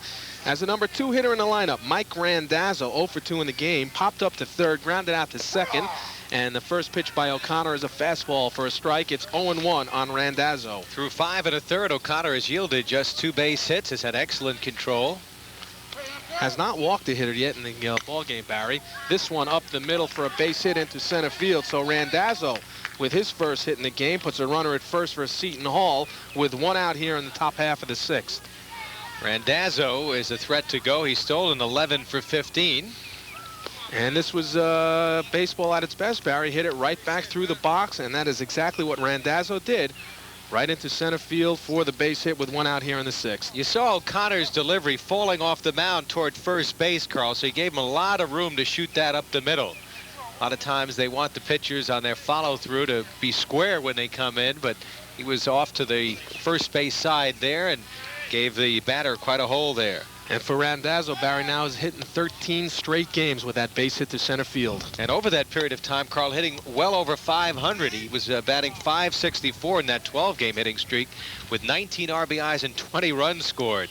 So he has ignited the offense for the big hitters who follow behind him, Brown, Vaughn, and Grapuso. And you mentioned Brown, and he fouled out to first his first time up back in the 1st inning. And then back in the 4th inning, Barry, lined out hard to center field, and Joe Volpe made the catch. Throw in there, but Randazzo slides back in. So we're in the top half of the 6th inning here at New York Tech. The New York Tech Bears trail the Pirates of Seton Hall 1-0. Runner at first for Seton Hall with 1 out here. And Dana Brown, the hitter, the number 3 hitter in the lineup. Brown 3 for 10 against Tech this year. O'Connor again with a toss. And again, Randazzo goes sliding back. One of the things that Mike Shepard hoped to do today is, if he had base runners aren't called, to play this like a playoff game. He feels in playoff games, one run could certainly be the difference with the good pitching you're going to face. Put down a bunt, play, hit, and run. You can't look for the big inning all the time. It doesn't often win games for you in playoffs. This pitch is up high. Bruno with a notion to throw down, but held on to it. And Eddie Blankmeyer, the assistant coach, the son-in-law of the coach, Mike Shepard, flashing the signs. And you got to watch this Dana Brown, because once he gets on base, if he does, Barry, he can run. He's a speedster at 5'8", 160 pounds. He's built very solid. Runners going. Picked a good pitch, the curveball down in the dirt. He slides in safely. Ball goes into center field.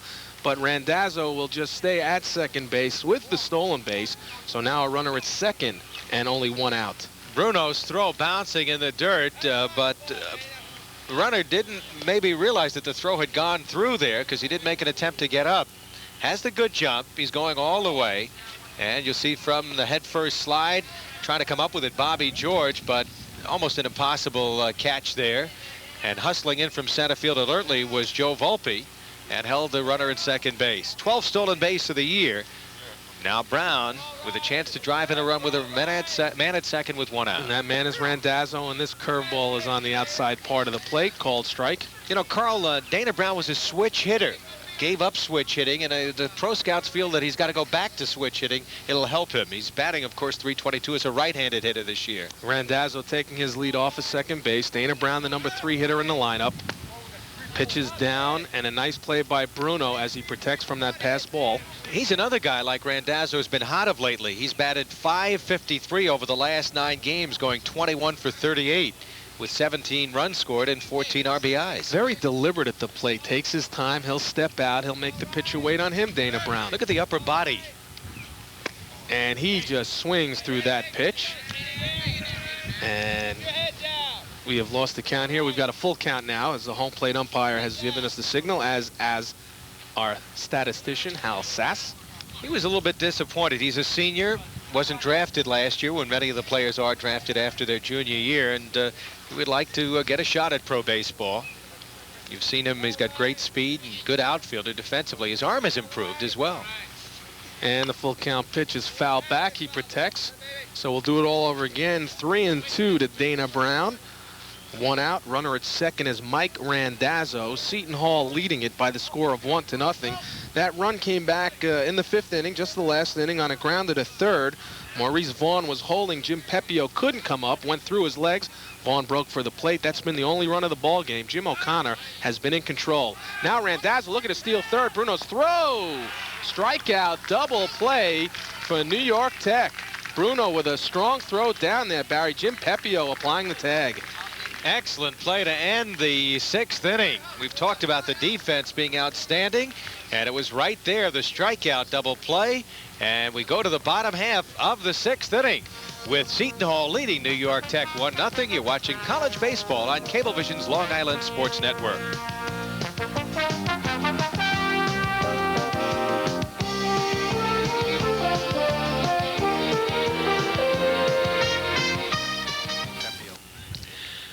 Strikeout double play right here. Strong throw, as the throw from Paul Bruno right on the money, and with the tag, Jim Pepio put it right on the sliding runner. Randazzo coming in for out number 3. And defensively, you know, you say the one error by Pepio. Outside of that one error, there have been flawless plays here by both teams. Both clubs. We highlighted pretty much the New York Tech team relying on pitching and defense this year, Barry, and we've really seen a good example of it.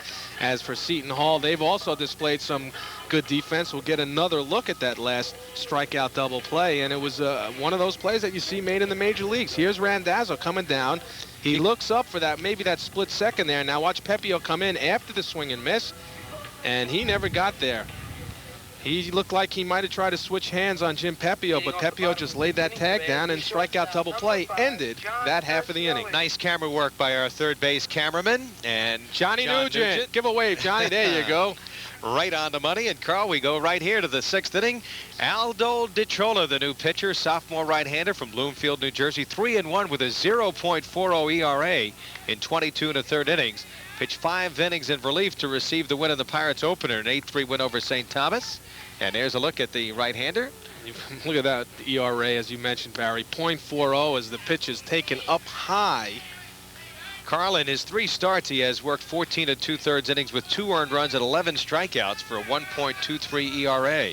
I would think that he can throw some heat, likes to throw the fastball, curve, and changeup. And that pitch is right in on John Urcioli, who was 0 for 2 in the ball game. Flied out to right and was called out on strikes back in the 3rd, his last at bat. So New York Tech trailing in the ball game 1-0. Bottom half of the 6th. Pitch is just a little bit low, and the count is even at 2-2. Mike Fernandez is the on-deck batter. Remember, he replaced Peter Impagliazzo in the ball game. He's out in right field with the pitch and a swing here. And that's popped up. First baseman Maurice Vaughn. Second baseman now coming over. Mike Lamatola makes the catch. So the leadoff hitter Urcioli is retired here in the bottom half of the 6th on the pop-up to Lamatola at second. So we'll get a look at that young man that we talked a little bit about earlier, Mark Fernandez, who has been, rather Mike Fernandez, I believe, Carl. No, we'll go with Mark Fernandez. Okay. Yeah, we're going with Mark Fernandez. The 5'9", 170-pound freshman from Aviation High School in Queens. 311 as a freshman, 10 doubles, 2 triples, 4 homers, 21 RBIs. Good hit and run man. He's a man that has been consistent all year as he falls behind in the count 0-1. Has been at that 300 mark all year, Barry. Stepped in about the 4th or 5th game of the season. As a freshman, they have not taken him out ever since. Has some power, consistent, hits to all fields. And he falls behind in the count now 0-2 on the call strike. So Fernandez, who will hit, as you said, to all fields. Let's see what he does now behind in the count 0-2. Came in the top half of this inning into right field. The 0-2 is just outside. 1-2. That's a close pitch with 2 strikes to take. Interesting note, Carl. Fernandez was recommended by former Met trainer Larry Mayo. Mayo saw him play at Aviation High School. And that is drilled off the glove. Second baseman Lamatola, he can get him. 1-6-3 as the Trolio slowed it down just enough. Check that 1-4-3. And was able to make the play. Lamatola off the deflection. Well, Fernandez hit an incredible .652 in high school with 8 home runs and 31 RBI. .652. And he had to be recommended. I think you'd have to add our numbers up for careers to hit .652. With that average, he had to be recommended by someone. Ooh, somebody missed, and Bobby Hirschfield's got a gem right now. Well, maybe he wasn't too big. 5'9", 170. Well, Alex Protozo, Barry, the next hitter, number 3 hitter in the lineup, is 1 for 2 in the game. And he flies one out to center field, but look at the backpedaling. Dana Brown camping under it, makes the catch. 3 up, 3 down. DeTrolio retires the side. We've completed 6, and the Seton Hall Pirates lead the New York Tech Bears by the score of 1-0. You're watching college baseball on Cablevision's Long Island Sports Network.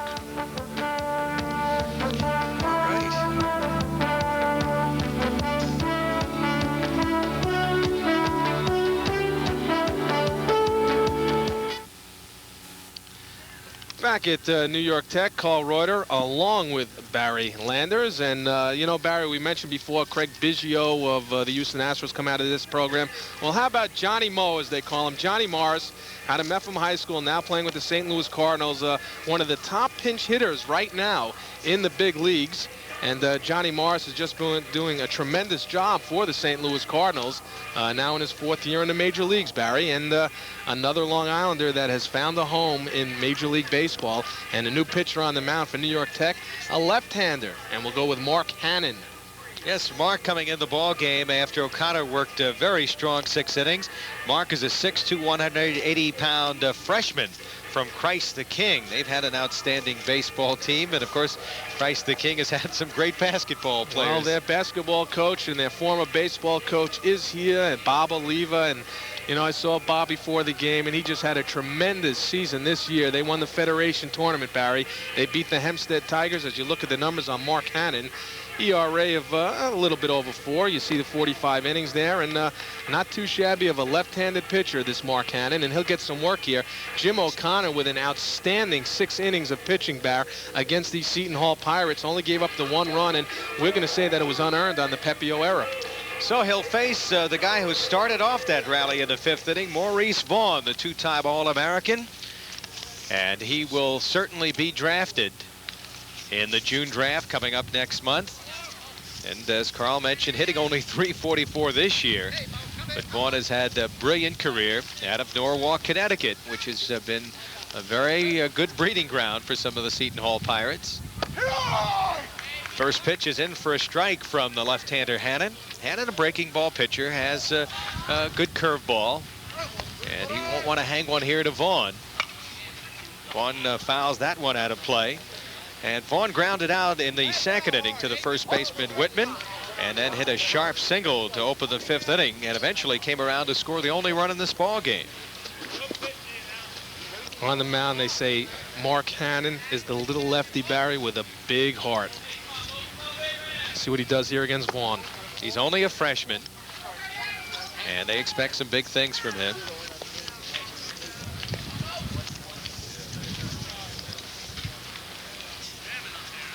So Maurice Vaughn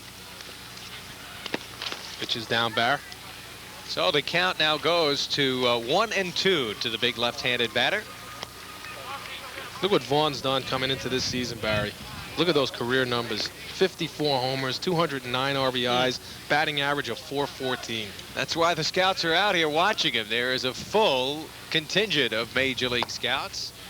And that one will even the count at 2-2. And you know what number might go unnoticed? In 146 games, he scored 174 runs. Very important that he scored over a run a game for the Seton Hall Pirates. Well, he's become a more patient hitter this year because there are some of the scouts and some of the fans behind home plate. Vaughn reaches for that one. Good pitch. Gobbled up by the second baseman, Billy George. And he whips it over to Jimmy Whitman for out number 1. So the left-hander gets the leadoff batter, Mark Vaughn, and that'll bring up Mike Grapuso, who is 0 for 2 in the ball game. He was the New York State Player of the Year in his senior year in high school, Mr. Grapuso. Not too shabby of a title to be the Player of the Year. Grapuso, the shortstop, 0 for 2 in the ball game, lined out to center, popped up to second, his last at bat back in the 5th inning. I think I said New York State, but it was really Rhode Island where he's from, out of Kingston, Rhode Island. And the count now 1-0. Hannon looks like he can bring that ball to you. The little lefty has a little heat on that fastball. Mind you, little Ron Guidry, built like the Gator on the slim side, Carl, and small. But Ron Guidry, of course, in his heyday, could throw with the best of them. Oh, boy, did he. Remember that year, 78, 25-3, as that fastball was taken up high. I had the pleasure of covering the Yankees back then as a reporter, and Louisiana Lightning, as they called him. Very affable guy. He had those metaphors. He'd throw those Cajun words every once in a while. And a lot of people pulling for him to come back as the 4th ball is issued. And Grapuso draws a 1-out walk for Phil Aiello, will be the scheduled batter. Let's see if it'll be Aiello batting. No, we're going to have a pinch hitter. They're going to go to the right-hand hitting designated hitter, Jamie Schreiner. And we'll give you some information on Schreiner in just a moment. He has been alternating as a designated hitter most of the year.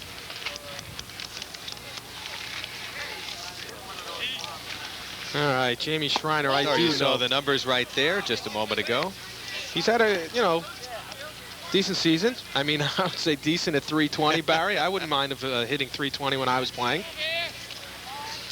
Let's see what we could do in his first at-bat against Hannon. That almost looked like a balk, the way Hannon delivered over to first base, but able to get back was Grapuso. Grapuso, although he's a big guy, is a threat to run. Has stolen 6 out of 8 bases this year. Schreiner is a Pirate tri-captain, senior out of Roselle Park, New Jersey. Part-time catcher and designated hitter against lefties. 4-year varsity player. Swings through that one and misses. Had 11 multiple hit games. Had a 6-game hitting streak a couple of times this year, the most recent coming at the end of April. And had a career high 11 doubles this year. It's also a career .308 hitter for Seton Hall. Another throw over. And has hit in 10 of the 13 Big East games that he played in this year. And had 14 RBIs in the 13 games played. So he's been a productive hitter in that designated spot. Hitting at .308 as you saw. I guess his big hit this year was a 7th inning grand slam against Villanova. Villanova, one of the top teams in the Big East this year. They'll be in the tournament come Tuesday. They'll play Providence. Providence a real surprise. They don't give many scholarships at Providence in baseball, but they've had a great season this year.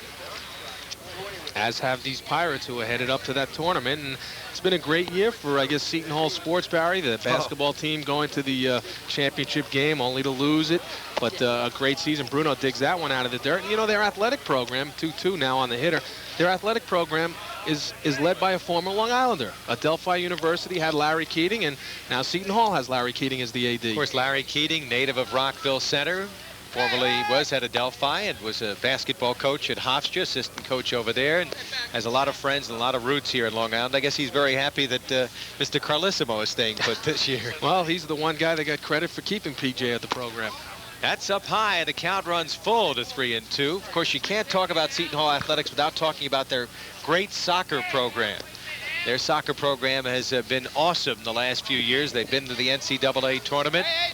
They've recruited heavily in Ireland and have had some great players come over. Let's see if the runner's going. He's not.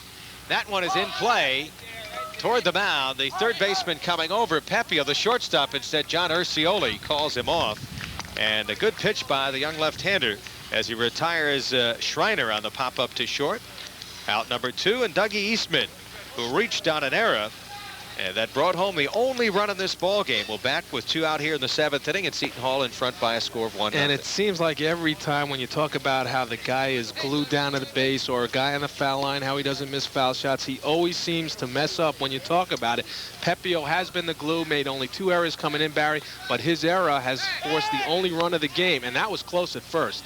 His error forced the only run of the game so far across the plate. Raposo with 2 out, certainly a threat to be in motion here. Let's see if they play a hit and run. That's taken high for a ball. Raposo has stolen 6 of 8. Let's take another look by Hannon. Watch how close this might have been. Gave the look in, and it might have looked like a balk, but you know something? If that throw was to the inside part of the bag, they might have had him. Let's take another look now. Let's see. Here's Hannon's delivery. Well, he just looked him back there, but if that throw had been to the other side of the bag, Whitman would not have had to make a sweep tag. Well, Eastman at the plate, 0 for 2. As we mentioned, this kid, a Jersey City product, came back home after playing at Duke. High pitch, runner is going. Great throw to second, nails him. Oh, Paul Bruno putting it right on the money. The quick tag at second by Bobby George. And Carl, you're not going to find a better throw than that one right there, a bullet. Paul Bruno has all the tools behind the plate. He is the on-field leader, and he just threw a bullet down there, and he was able to throw the runner out, stealing Raposo. So we go to the bottom of the 7th of a dandy college baseball game. Seton Hall's Pirates leading the New York Tech Bears 1-0. We'll be right back. You're watching college baseball on Cablevision's Long Island Sports Network. Well, let's take a look how the top half of the 7th inning ended. It was a steal. Watch Bruno's throw, and he gets Raposo with just a great throw, sliding in there. And a good play by Bobby George, blocking him, and Raposo had to go to the outside rather than being able to slide straight in. You're looking at Jeff Denuzzo, number 29, a 6'5", 190-pound junior from Watervliet, New York. He's been a starting pitcher most of the year. Comes in with a record of 5-4, 67 in the 3rd inning, 61 strikeouts, Carl. He can throw hard. Comer fouls that one out of play behind the plate, given a run by the catcher, but there's not much room here. Whoa, almost got a couple of fans. They weren't too quick in scattering behind home plate. Denuzzo has walked 33 batters, given up 61 hits in 67 innings. So he has a lot of strikeouts and then has given up almost a hit an inning, Carl. Looks like he throws the ball pretty hard. And he's facing John Comer. And Comer has one of the hits so far today. He singled back in the 1st inning. And he struck out swinging, Barry, back in the 4th. Only one of 2 hits, actually one of 3 hits, given up by the Seton Hall pitchers. 6'5", 235-pound senior who played at Nassau Community. Struck out his last time up, count even at 1-1. His nickname is Big Johnny. He needs to improve a little bit on his mechanics. Reaches for that breaking ball and skies it out to left field. And that should be no trouble for Mike Fioli as he records out number 1. That's the big guy they want to get out as he flies to left field. And that'll bring up Jimmy Whitman. The Who's first 0 baseman, for 2. He number 3, flied Jim deep to Whitman. center field his first time up. Dana Brown running it down. And then hit into a double play. Good fielding play by Dougie Eastman as he started a 5-4-3 double play, and a good pivot by Mike Lamatola. Yeah, Lamatola was in the middle of that, and he really got rid of the ball in a hurry on the throw back to first. Jimmy Whitman. Whitman can tie the game with one swing of his bat. Leads the club in a couple of categories. Did last year, and he drives that one up the middle. Made contact with that one, Carl. Didn't hit it all that hard, but put the aluminum on the ball, as they say. And that's the 4th hit of the ball game for the Bears of New York Tech as they get a 1-out single off the bat of Jimmy Whitman. And you mentioned the aluminum, and Mike Shepard, the coach of Seton Hall, I was talking to him before the game, and he agreed with me. And he's older than I am, but he doesn't like this aluminum either. He bring back the wood, bring back the Adirondacks, bring back all those wooden bats, he said. So we'll keep an eye on the base runner at first base, Whitman. Jim Pepio struck out his last time up. He's 0 for 2, and the fastball is inside. Denuzzo brushing him back. Pepio batting here in the 7th inning. Keep an eye on the runner, see if they play any hit and run here. Vaughn holding it first. Denuzzo will make a quick throw over there.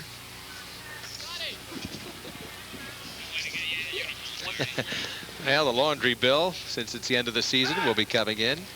Reddick has gunned down 23 of 44 runners. Good percentage of over 50%. Well, let's see if New York Tech is going to try something. Ooh, quick tag there by Maurice Vaughn. Is he quick with that tag? Vaughn, who does have quick hands, although he has not fielded his position as well as he has had in the past. Ooh. Pepio drills one. The left fielder in perfect position. Mike Fioli. He was shaded all over toward left center. They didn't expect him to pull Denuzzo, and he was in perfect position, Carl. But that ball was stung out to left field. You can't hit him any harder than that, and that's what the old Adam ball is. He drilled it, but right at Fioli on that one. And that did, you know, when you had that guy on with 1 out and a runner at first, and you're looking to get something going, and here's Pepio trying to redeem himself on that error that cost them a run. New York Tech, and he just drilled it, and he got around on it. But he got around on it, and Mike Fioli was standing right there waiting for it. Joe Volpe 0 for 2 standing in. Fly to center and pop to short. 21 games, he's been up 64 times. Not a power hitter, so they may put the man in motion here to try to get something going. And we're also getting down to the bottom third of the lineup right now. Curveball. Denuzzo showing that he has a nice breaking ball. Volpe, an opposite field hitter, and you can see the way the fielding in the outfield is shaded. Right field is shaded toward the line. Dana Brown well over in right center field, and the left fielder Mike Fioli almost playing in left center field. If he ever hits a ball over the third baseman's head, able to pull one, it'll take all day for the left fielder for Fioli to run it down, Carl. He's a good 35, 40 yards off the line. Barry, even you could score on an inside the park home run if he hit it down that way. I don't know about that, Carl. That's putting a little bit. Although I have lost 12 pounds on my Weight Watcher diet. I don't know if you've noticed, Carl. Well, I haven't yet, but now that you tell me about it, Barry, yeah, maybe you have. There is what you're talking about, seriously, Barry. There is the gap from left center field to that line. And he took a rip at that, but he's late on the swing. Volpe is a opposite field hitter. And you've seen him play excellent defense. Both he and Dana Brown have played well in the field. There's the runner at first base. Jimmy Whitman. Boy, Whitman's big, but when he's standing next to Vaughn, he looks small. I'll tell you something. Maurice Vaughn is a big guy. Runners faking to go. Throw back to first. They may get him. Safe is the call. Now, they're only employing 2 umpires, which is standard procedure in college baseball to save money, I guess. And for the playoffs, they'll employ a 3rd, but Wadler may not have had the best look at that from his position between first and second. Well, let's see if we had a better position on it. Now, watch where he is. He's out by second base. Now, the throw back, and I have to think Whitman got in there. That hand looked like it was extended on the bag when Vaughn made the tag. All right, Carl Reuter always siding with the officials. That's what trickles down the first base That's not true. That's not necessarily true in some cases. No, I don't believe so. We've had other instances, Carl, earlier this season. So staying alive is Joe Volpe. As in case you're just tuning in, Barry Landers along with Carl Reuter. College baseball coming your way on Cablevision's LISN.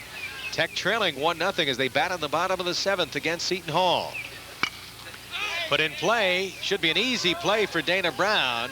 He waves everybody off, and the smooth center fielder picks up another putout. Joe Volpe retired, and after 7, it's the Seton Hall Pirates 1, the New York Tech Bears nothing. We'll be right back. You're watching Cablevision's college baseball coverage on the LISN.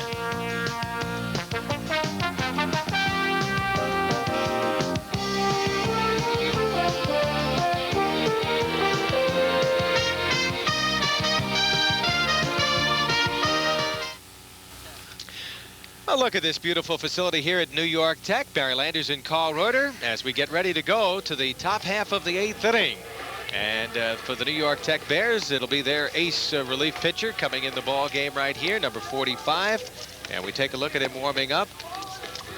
And that's Mike Manfredo. And right-hander, John Manfredo. John Manfredo, getting him mixed up with Mike Fernandez there. But John Manfredo, Barry, is a guy that they gave to the ball.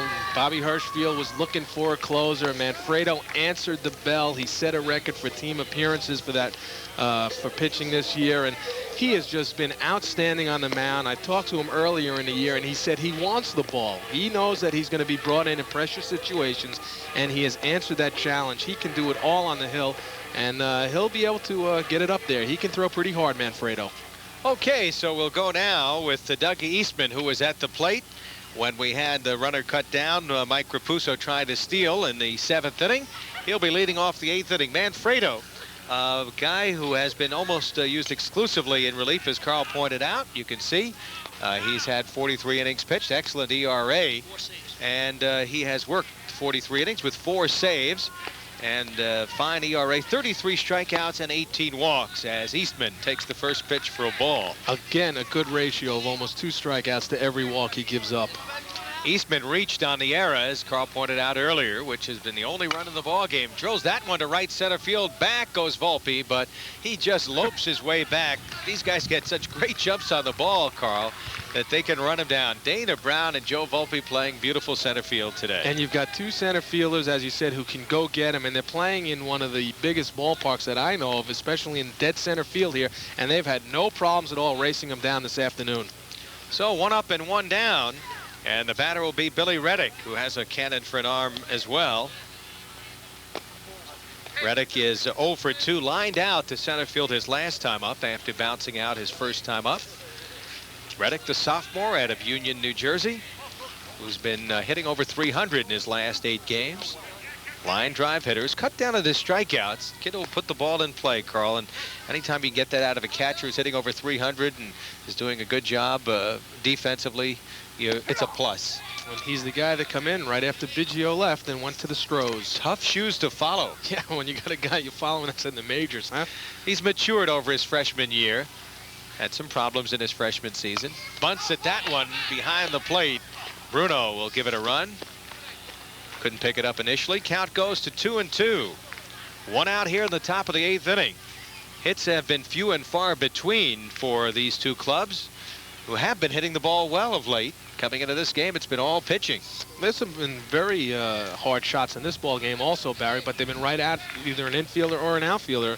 And the pitching has been incredible, especially, how about that Seton Hall staff? They haven't played in 5 or 6 days. They're getting ready for Big East competition. This is New York Tech's final game. Chopped foul. Count will hold. Don't forget our next telecast coming up on the Long Island Sports Network. We'll go back to high school lacrosse, and we'll feature the Wantagh team against Levittown Division. And after that, Carl, I guess we'll be heading to some playoff action, both the lacrosse playoffs, and we may have a special as far as college. We might have a college special with perhaps Adelphi making the playoffs, or Hofstra. We'll keep you posted, and we invite you to stay tuned for further news on that. Chop to the shortstop. Volpe, or rather Urcioli makes the fine throw to first for out number 2. 2 up and 2 down here in the 8th inning, and the number 9 hitter Mike Lamatola will bat. He's 0 for 3. Bounce back to the pitcher and then fly to center field. So Lamatola 0 for 2. And of course, that one gem of the turn on that double play, Barry, that was an excellent double play that he helped turn back in the 4th inning. A 5-4-3 around the horn double play by Lamatola. Lamatola, who does bunt well and is a spray hitter, trying to get on that way with 2 out here in the 8th inning. Only run in the ball game, in case you're just tuning in, came back in the 5th inning when Seton Hall's Maurice Vaughn, the 2-time All-American, led off with a single. Went to 3rd with a 1-out double off the bat of Phil Aiello and came home when Doug Eastman reached on an error by the 3rd baseman Jim Pepio. That's the only run of the ball game. Pepio mentioned his name. He's close again at 3rd.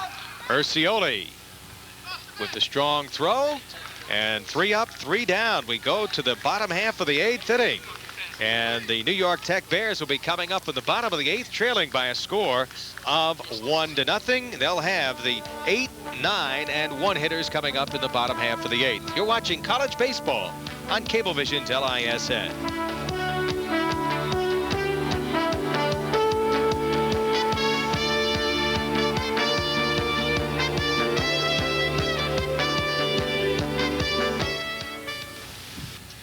Back here at New York Tech, Barry Landers along with Carl Reuter as our center field camera gives you the view of this lovely campus located here in Nassau County, right adjacent to CW Post.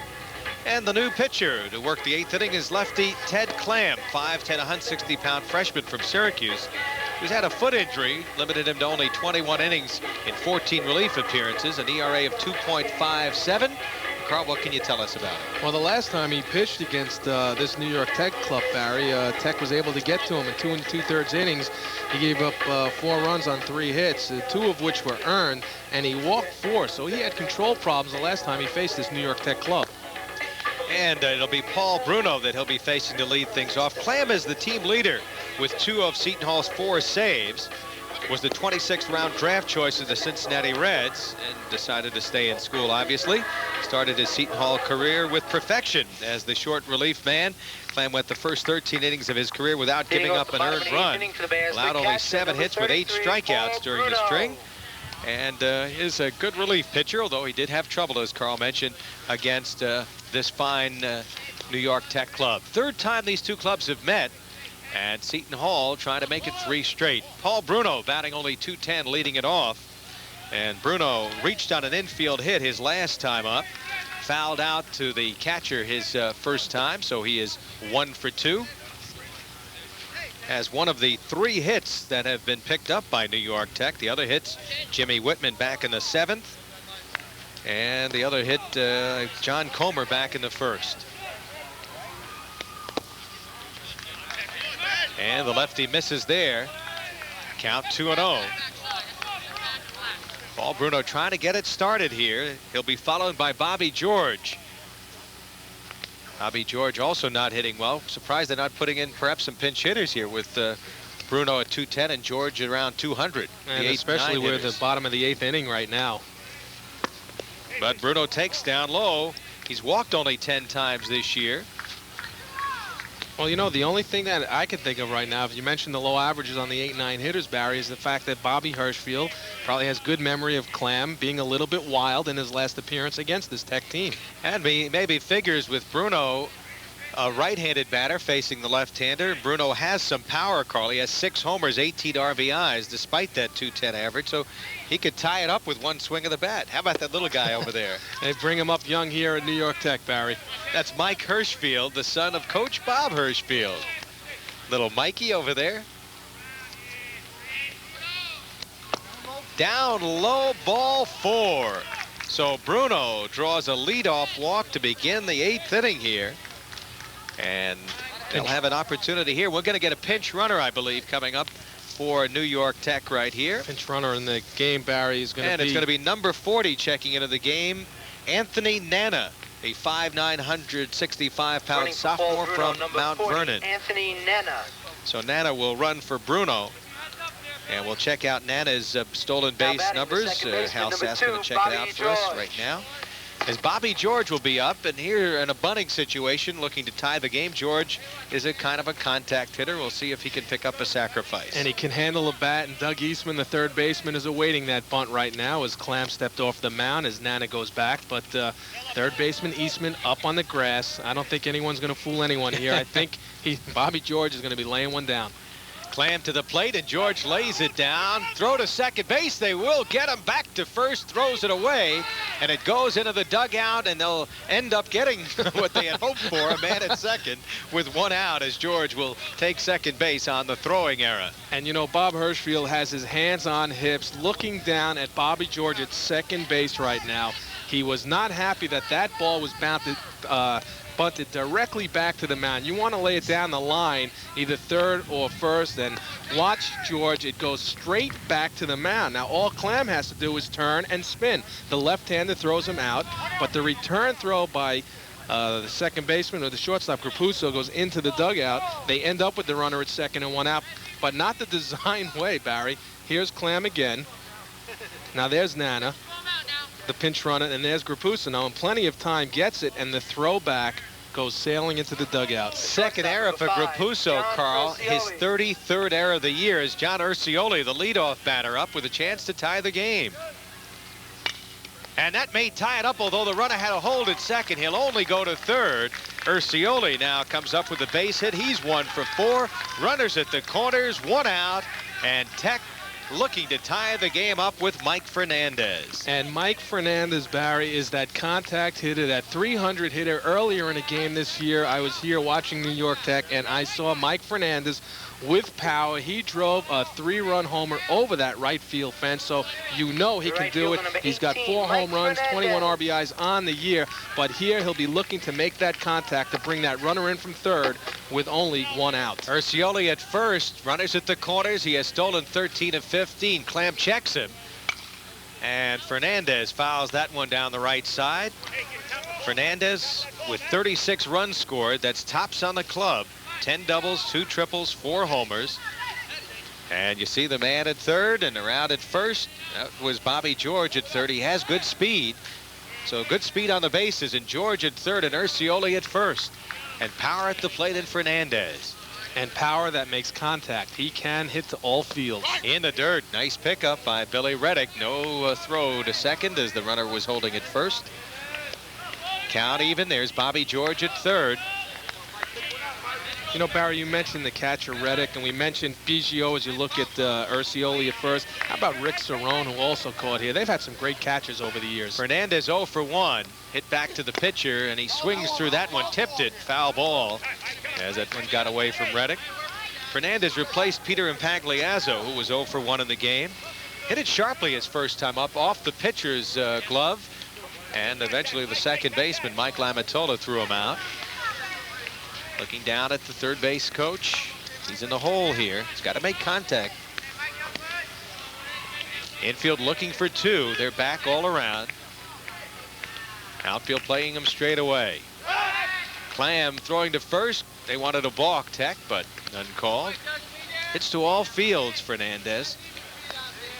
Has struck out 30 times, though, this year. Clam to the plate.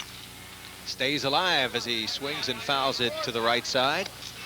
Count holds at 1 and 2. Fernandez is a guy that'll fight you right to the end, Barry. Even though with 2 strikes, he still wants to hit that ball hard.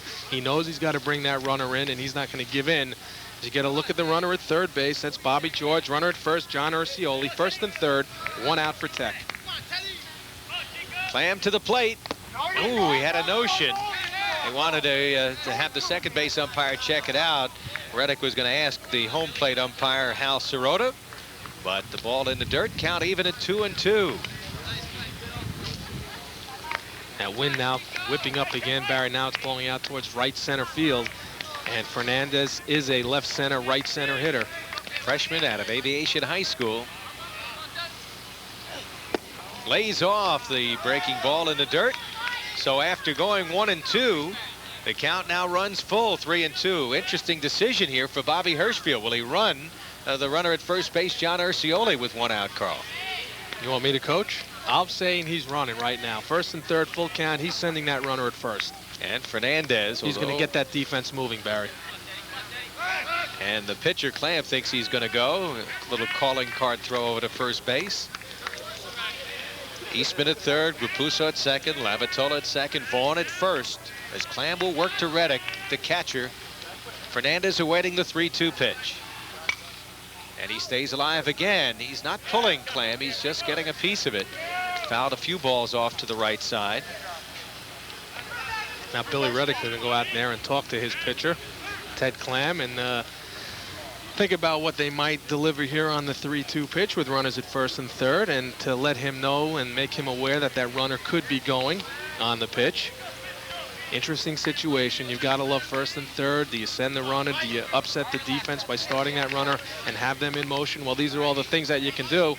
And the runner's at the corners again. The runner at third is Bobby George, and the runner at first is John Urcioli. New York Tech trails in this one, 1-0. Again, the payoff pitch, runner not going. A swing and a miss as Fernandez goes down. So Clam comes up with a big strikeout, and it'll leave it up to Alex Protozo to try to drive in the tying run. Get another look is Mike Fernandez. He just missed this one. The left fielder, just the number fastball, 14, and he swung Alex right through a Protozo. tailing fastball. That Fernandez goes down back to the bench, and now it's first and third with 2 outs. As Ed Blankmeyer comes out of the dugout, and he wants to talk to his left-hander, Ted Clam. Well, possibly they're going to talk about the double steal situation here, and we may get a double switch here. We see Seton Hall sending out another player. And we'll pick it up. We may have a double switch right here. And we'll pick it up for you in just a moment. As Seton Hall will make a change. Mike Grupuso will now come in from the shortstop position to take over the pitching range. So Clam will leave, and we have a new shortstop coming in the ball game for the Seton Hall Pirates. So they're playing this one like it's right down to the vest for a playoff game. As the new shortstop is Aaron Kemble. Carl, and tell us a little bit about Aaron, where he's from, if you will. How about if I find him on the roster first? Okay. You're putting me in. He's from Washington Crossing, Pennsylvania. He's a sophomore, 5'10", 170 pounds. I know you like to always give that height and weight, Barry, let people know how big a guy is. That's right, Carl. When you're as short as I am and small, it's nice to know that some little guys are also playing the game. So Grupuso coming on to pitch here in an interesting situation. Let's see if you can give you some numbers on Grupuso as a pitcher. And we'll check those out for you in just a moment. So Mike Grupuso has the good arm, coming in and looking to get the final out of this 8th inning, with Seton Hall trying to protect a 1-0 lead here. Well, Barry, interesting note about Grupuso. The last time that these two teams faced one another, he came in and he struck out Jim Whitman to end the game. So this is not unfamiliar for Tech to see Grupuso come into the ball game against them. All right, so here we go. Grupuso on, and we'll try to get the pitching stats for the Seton Hall Pirates. There must be pitching stats here somewhere, Al Sass. Grupuso kind of slipping in on us, unnoticed here. But he'll face Alex Protozo with runners at the corners. Protozo 1 for 3, singled back in the 4th to right field, flied out in the 1st, and hit a deep fly ball to the center fielder back in the 6th inning. Well, Grupuso has become the late inning stopper for the Pirates. As you look at the runners on the corner again, Bobby George and John Urcioli over at first base. In 5 appearances, he's pitched 3 2/3, given up 4 hits, struck out 4, has a 2.45 ERA, and he relies on the power. High, snared by Billy Reddick, and that one got in the way. Billy George would have scored the tying run. Protozo batting .326. 9 doubles, a triple, 3 homers, 25 RBIs. Has scored 32 runs, second in the club. Runner bluffs at first. High pop-up. Vaughn coming over toward the dugout. Looks like he's got a play. The wind blows it back, and he hangs on to make the catch. So Maurice Vaughn hanging on, and the side is retired. A threat goes by the boards as Protozo pops to the first baseman. We've played 8. We go to the 9th with Seton Hall leading New York Tech 1-0. You're watching college baseball on Cablevision's LISN. And just watch the big guys stay with this one, Barry.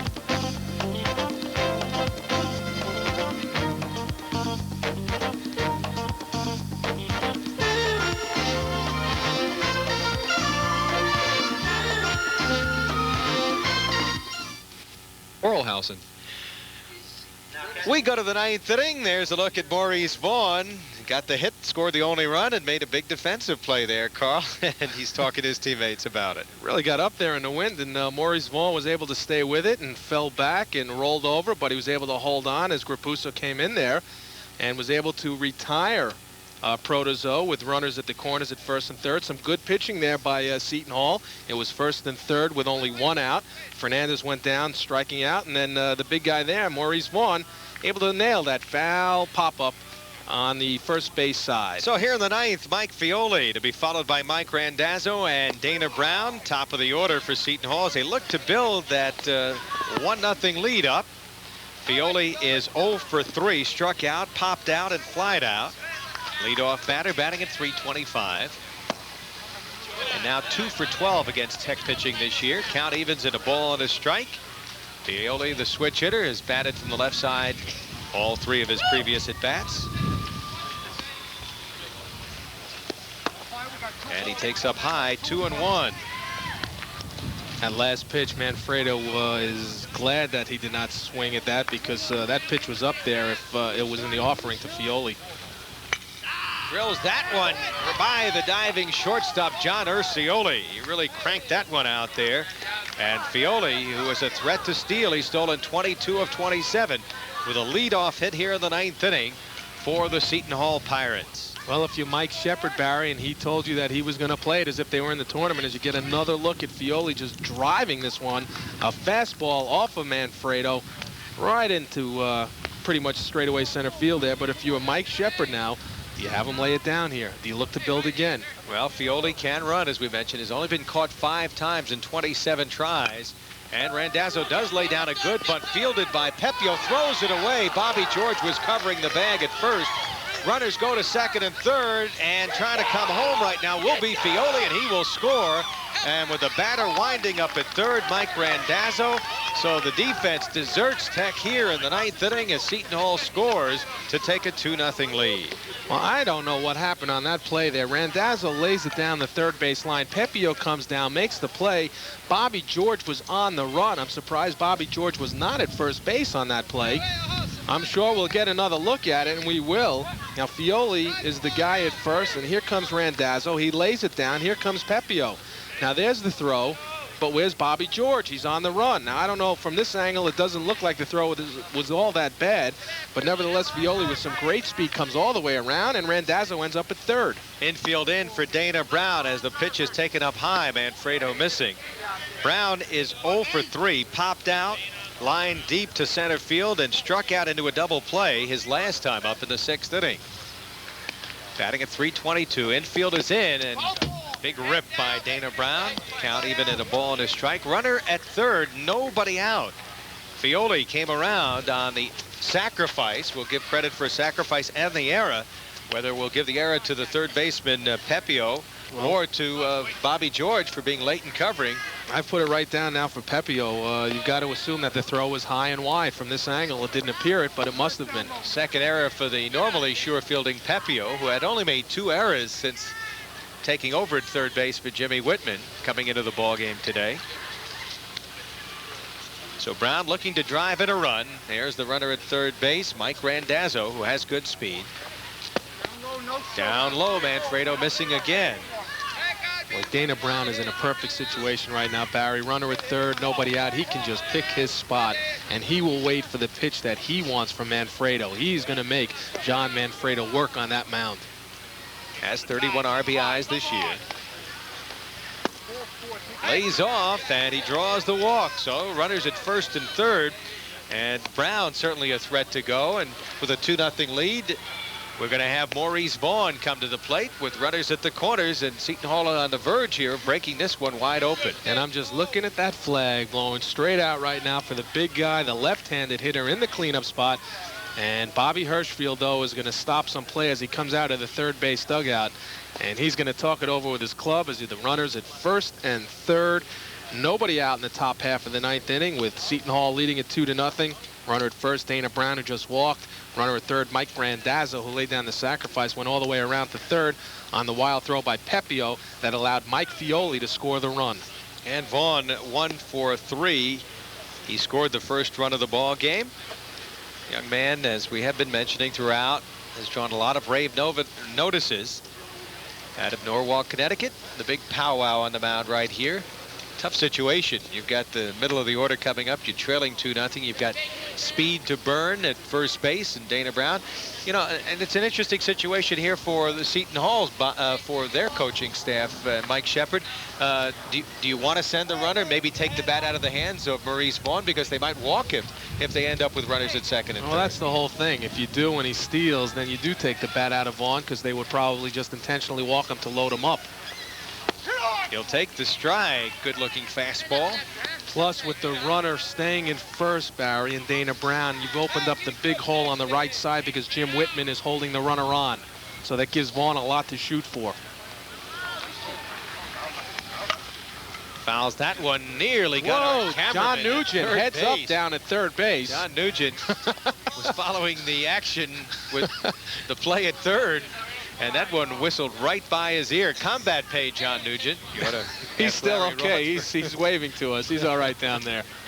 Waving a flag, maybe. There's our look from our center field camera. Oh, leaned him back.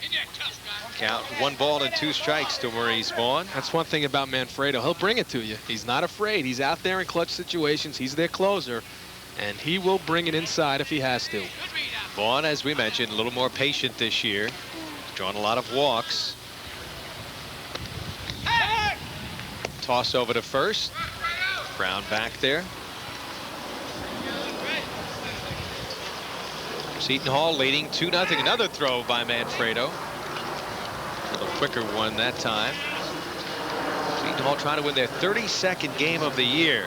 Carl, they have won over 30 games, I think something like 9 years in a row. Runner is going, breaking ball, throw through to second, and Brown steals it with the runner at third base holding. And now runners at second and third, and we'll have Vaughn batting with a 2-2 count when play resumes. Well, so goes my theory. I guess I won't be coaching anymore. As he steals second, but with the 2 strikes on him, they're certainly not going to walk him on a 2-2 count. Brown's 17th steal in 22 attempts. They feel he could be stealing more with the great speed that he has. Vaughn drills that one sharply. Got around on that pitch. Fouled it down the first base line. You know, if he gets the ball up in the air, Barry, there's no telling how far it can go. I mean, we talked about him parking one on the football field here last year, but it's just amazing the size of this guy and the slim waist and the upper body and the big legs. This guy has it all, and there's no telling how far he can go, and that's why the scouts are out here in force. 28 homers as a freshman. Ooh, laid off the pitch a little bit high, and the count runs full. 18 as a sophomore, and this in his junior year, 12. 49 RBIs, second on the club to Whitman in RBIs. And you know he'll be up there whipping on a 3-2 pitch here if it's anything close to a strike. He struck it only 16 times, Carl. For the number 4 hitter, power hitter, that is nothing at all. That's a great number for him. Drills that one sharply. Boy, the ball just jumped right off the bat. 2 runs will score, and Vaughn will cruise into second base with a double. It's 4-0 Seton Hall here in the 9th inning. So as we talked about, the big cleanup hitter for Seton Hall, Maurice Vaughn, able to do the job. It scored Randazzo, it scored Dana Brown. It's 4-0.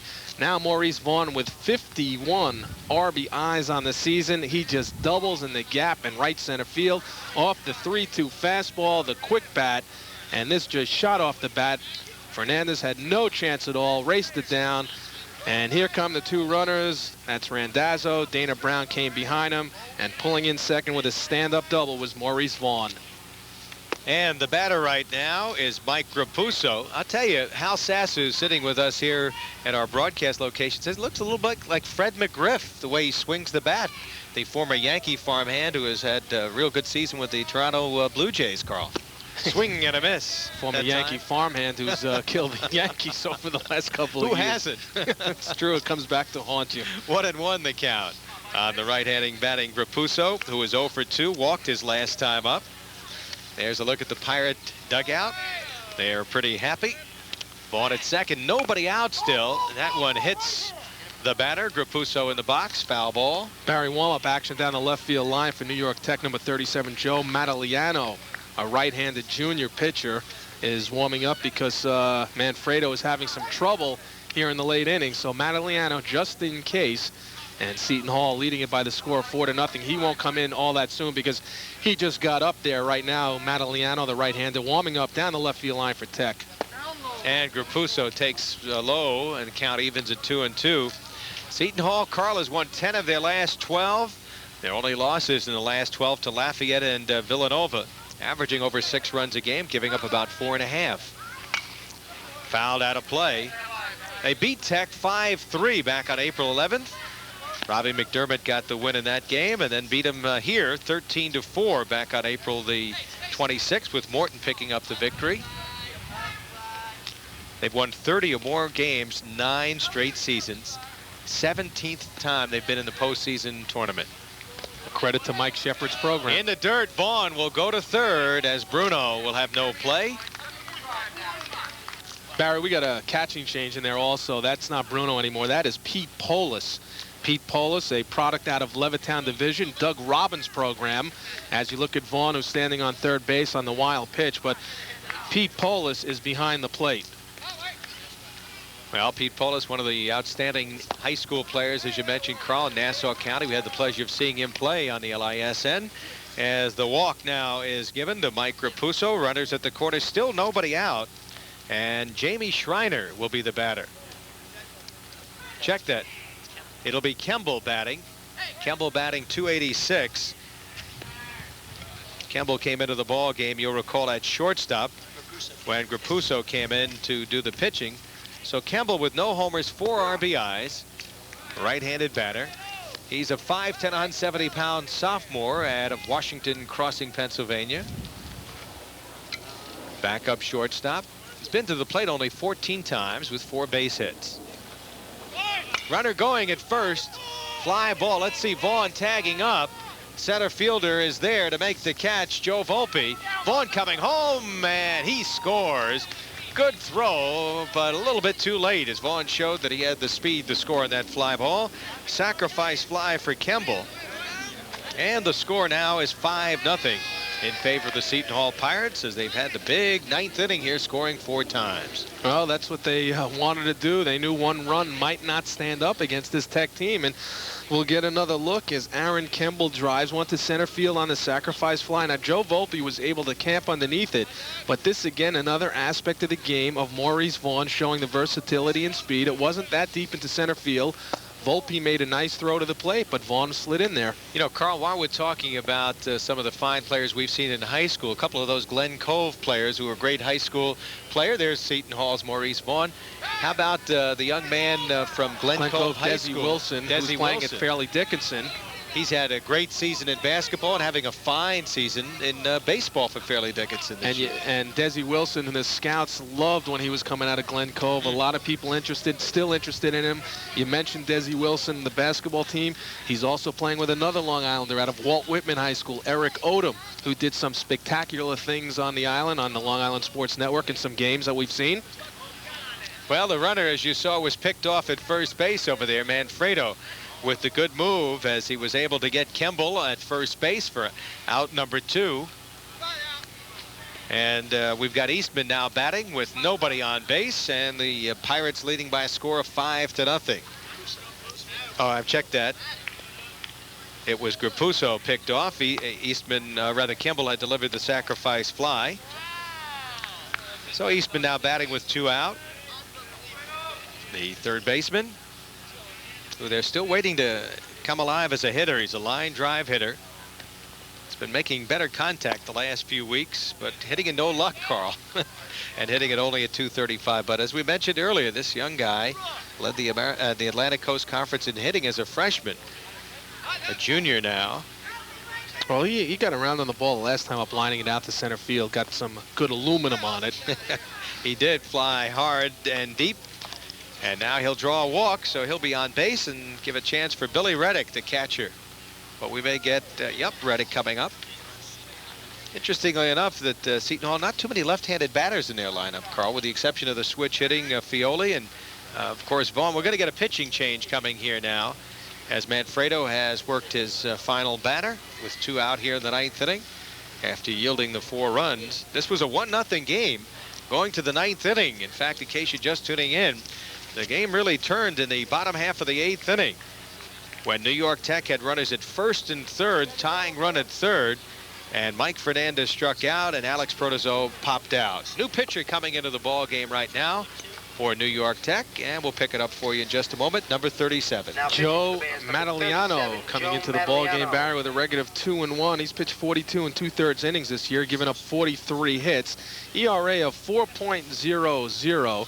He's walked 18 in those 42 2/3, and he has struck out 36. So strikeouts and walks, the ratio 2-1 for Magliano, coming on, the right-handed pitcher for New York Tech. I'd like to thank, while we have a moment, Carl, the baseball SID for New York Tech, Rob Raber, for doing a great job helping us get ready for this game, and also for Seton Hall, Dave Cerruti. Both have just been outstanding in trying to help us provide the best coverage we possibly can on this college baseball. Got all the numbers in front of us because of them. And a lot of times these guys go unnoticed and don't get a whole lot of recognition. So as the right-hander warms up, we're in the top of the 9th inning. Barry Landers along with Carl Reuter, with the Pirates of Seton Hall looking for their 32nd win. And they're looking here with a 5-0 lead here in the 9th inning to be on the verge of doing that. Since 1973, Barry, New York Tech and Seton Hall have met 18 times, this being the 19th, and New York Tech is leading it 12-6, or I should say Seton Hall leading it 12-6. But they have played some good baseball. These guys go back good 20 years. Their families are friends. I was talking to Mike Shepard. He says, hey, I've known Bobby Hirschfield a long time. There's a great deal of respect. And as you see, the fellow we're talking about, Mike Shepard, you know, that kind of respect is earned. And you talk about guys who have been around. Long Island has 3 or 4 baseball coaches all in this neighborhood. You've got Ronnie Davies at Adelphi, who won over 500 games. They had a fine season this year in the Knickerbocker Conference in Division II. And here at CW Post around the corner, Dick Vining. They're in the ECAC tournament with a couple of wins over Pace yesterday. And if you mention Division II, and you've got Dowling with John DeViti, who does a great job with the Dowling program. Good baseball played here in Long Island. Doesn't get a whole lot of recognition, either the high school or the college baseball. All right, we're back ready to go here as Reddick is the batter. 2 out here facing the right-hander. Waves at the curveball. Really fooled on that one. Reddick 0 for 3, but has played a fine game behind the plate. Grounded out to short his last time up. That was back in just last inning in the 8th. Runner at first base with 2 men out here, as Seton Hall has broken the game open with 4 runs in the 8th. In the dirt, nice pickup by Pete Polis. Polis, quite a prospect, Carl, and as you mentioned, they're very high on him. They're bringing him along the same way that they brought along Bruno. They want to work with him. They want to get him some innings. He is the youngster. He's only a freshman, and they want to bring him along slowly and teach him the game. We've got a pinch runner down at first base for Seton Hall, number 46, Anthony Margelli. Pinch running. It's his first game in a Seton Hall uniform, so he's got to be thrilled and getting a little look on TV. There's a look at Anthony. And you know, you mentioned Pete Polis. He's got in there, and number 45. Pete Polis, the catcher for this New York Tech club, Barry, earlier in the game against Fordham this year, he picked 2 runners off from second, also threw out a runner. But this guy can he can stick. He hit .409, has Levittown division record 17 home runs. Fouled out of play. McNelly will go back to first base on the foul ball. So the Pirates will continue their play in postseason, as they'll be playing on Tuesday afternoon up in Bristol, Connecticut, playing either UConn or Boston College. The determination of who they would play today up in Boston, as Seton Hall was taking on BC. Final game of the year for a disappointing season for the Redmen. They were expected to do better, Carl. They just simply have not hit this year. St. John's was expected to be a contender for the Big East title, but it's been problems this year. They finished with a 500 record for the, I don't want to say the wrong number, but it's been a long time that they finished with a 500 record or better. And Jack Kaiser, the early coach, and then Joe Russo in there. Bobby Hirschfield comes out of that program. McNelly going, drilled to right center field on the run. Volpe, but he ranges well in the gap in right center to pull that one down off the bat of Billy Reddick. But the damage is done. 4 runs in the inning on only 2 base hits, as Seton Hall leads it by a score of 5-0. We go to the bottom of the 9th. You're watching college baseball on Cablevision's LISN.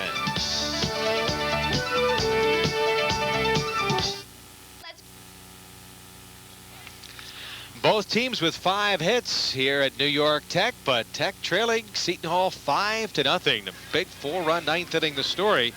And one of the guys with one of those 5 hits for Tech is John Comer, playing designated hitter today, but has been the first baseman most of the year. 1 for 3, as you see, singled in the first inning, struck out and flied to left field on a curveball. And Carl, he'll be facing Mike Rapuso here, who came on and got the big out to end the 8th inning, with the game right on the line with a 1-0 score at that time. He got protozo on that foul pop that Maurice Vaughn decided to, well, it wasn't Maurice Vaughn's fault. It was the wind that made it a circus catch, and Vaughn fell onto his back but was able to hold on to the ball. Bottom line is he came up with the ball, and Seton Hall had a 1-0 lead headed to the 9th inning. In that 9th inning, of course, they were able to take advantage of some shoddy play on the bunt attempt. Sacrifice bunt attempt by Mike Randazzo after Mike Fioli led off with a sharp single to right. Randazzo bunted.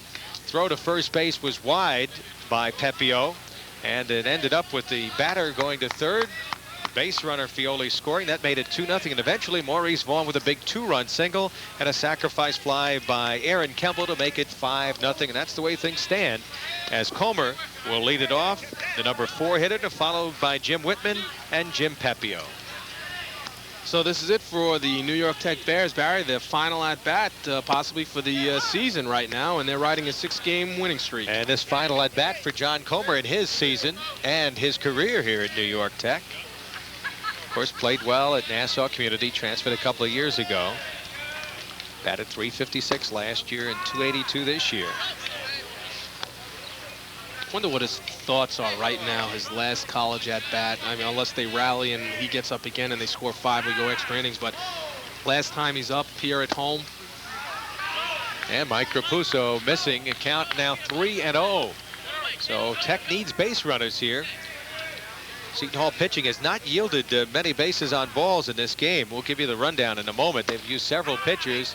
Ball 4, so Rapuso does what a manager or a coach hates to see. You got a 5-0 lead, 9th inning. You say, lay it in there. Let him hit it. And he doesn't. He walks the leadoff hitter and brings up Jim Whitman. 3rd walk the Seton Hall pitching staff has yielded today. They've used, I believe, 5 or 6 different pitchers. We'll give you the rundown in just a moment.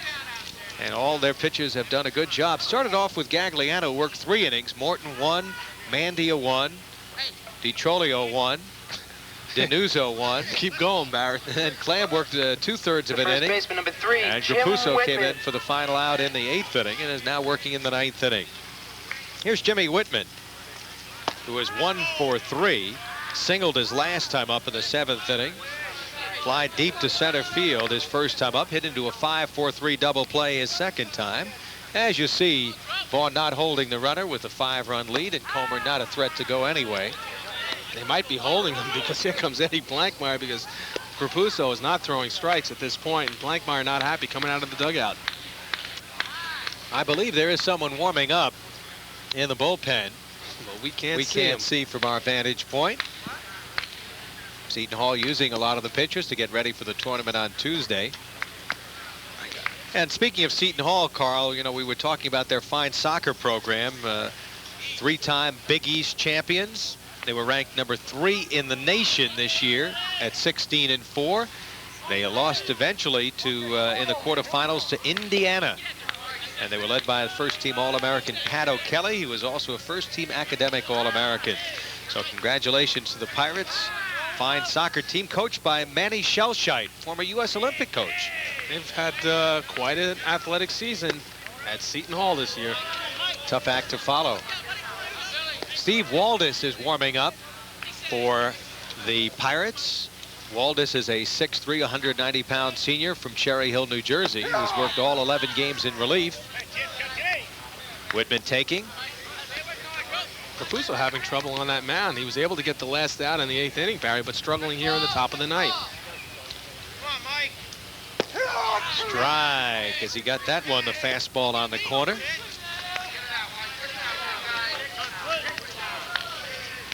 Raposo will be looking to put Jim Whitman away here. Runner at first, nobody out, 5-0. Seton Hall over New York Tech. Bottom of the 9th inning here at Tech. At Ward Melville High School, sharply hit by the diving second baseman Mike Lamatola. So Tech with runners at first and second, nobody out as they try to come up with the big inning. They need 5 to tie as Whitman gets his second base hit of the ball game, Carl. Sharply hit base hit just by the diving second baseman Mike Lamatola. The one problem with Tech, though, today, Barry, is they have not been able to take advantage of the situations. They had a couple of times where they could have pushed 1 or 2 across, not able to do so, especially back in the 8th inning. And in the first inning, they had runners at first and third with 2 out. Whitman flied out to end that threat.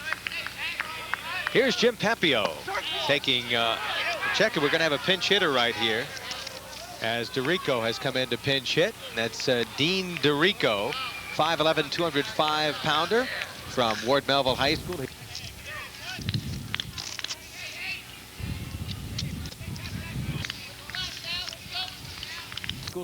We mentioned Farmer wasn't playing too far from the fence, and he used up all the ballpark on that one to bring in the flight of the ball on John Urcioli to wrap it up here for Seton Hall. Now Farmer realized what the wind factor was out there because he did get it up in the air, but Farmer had enough room to make the catch.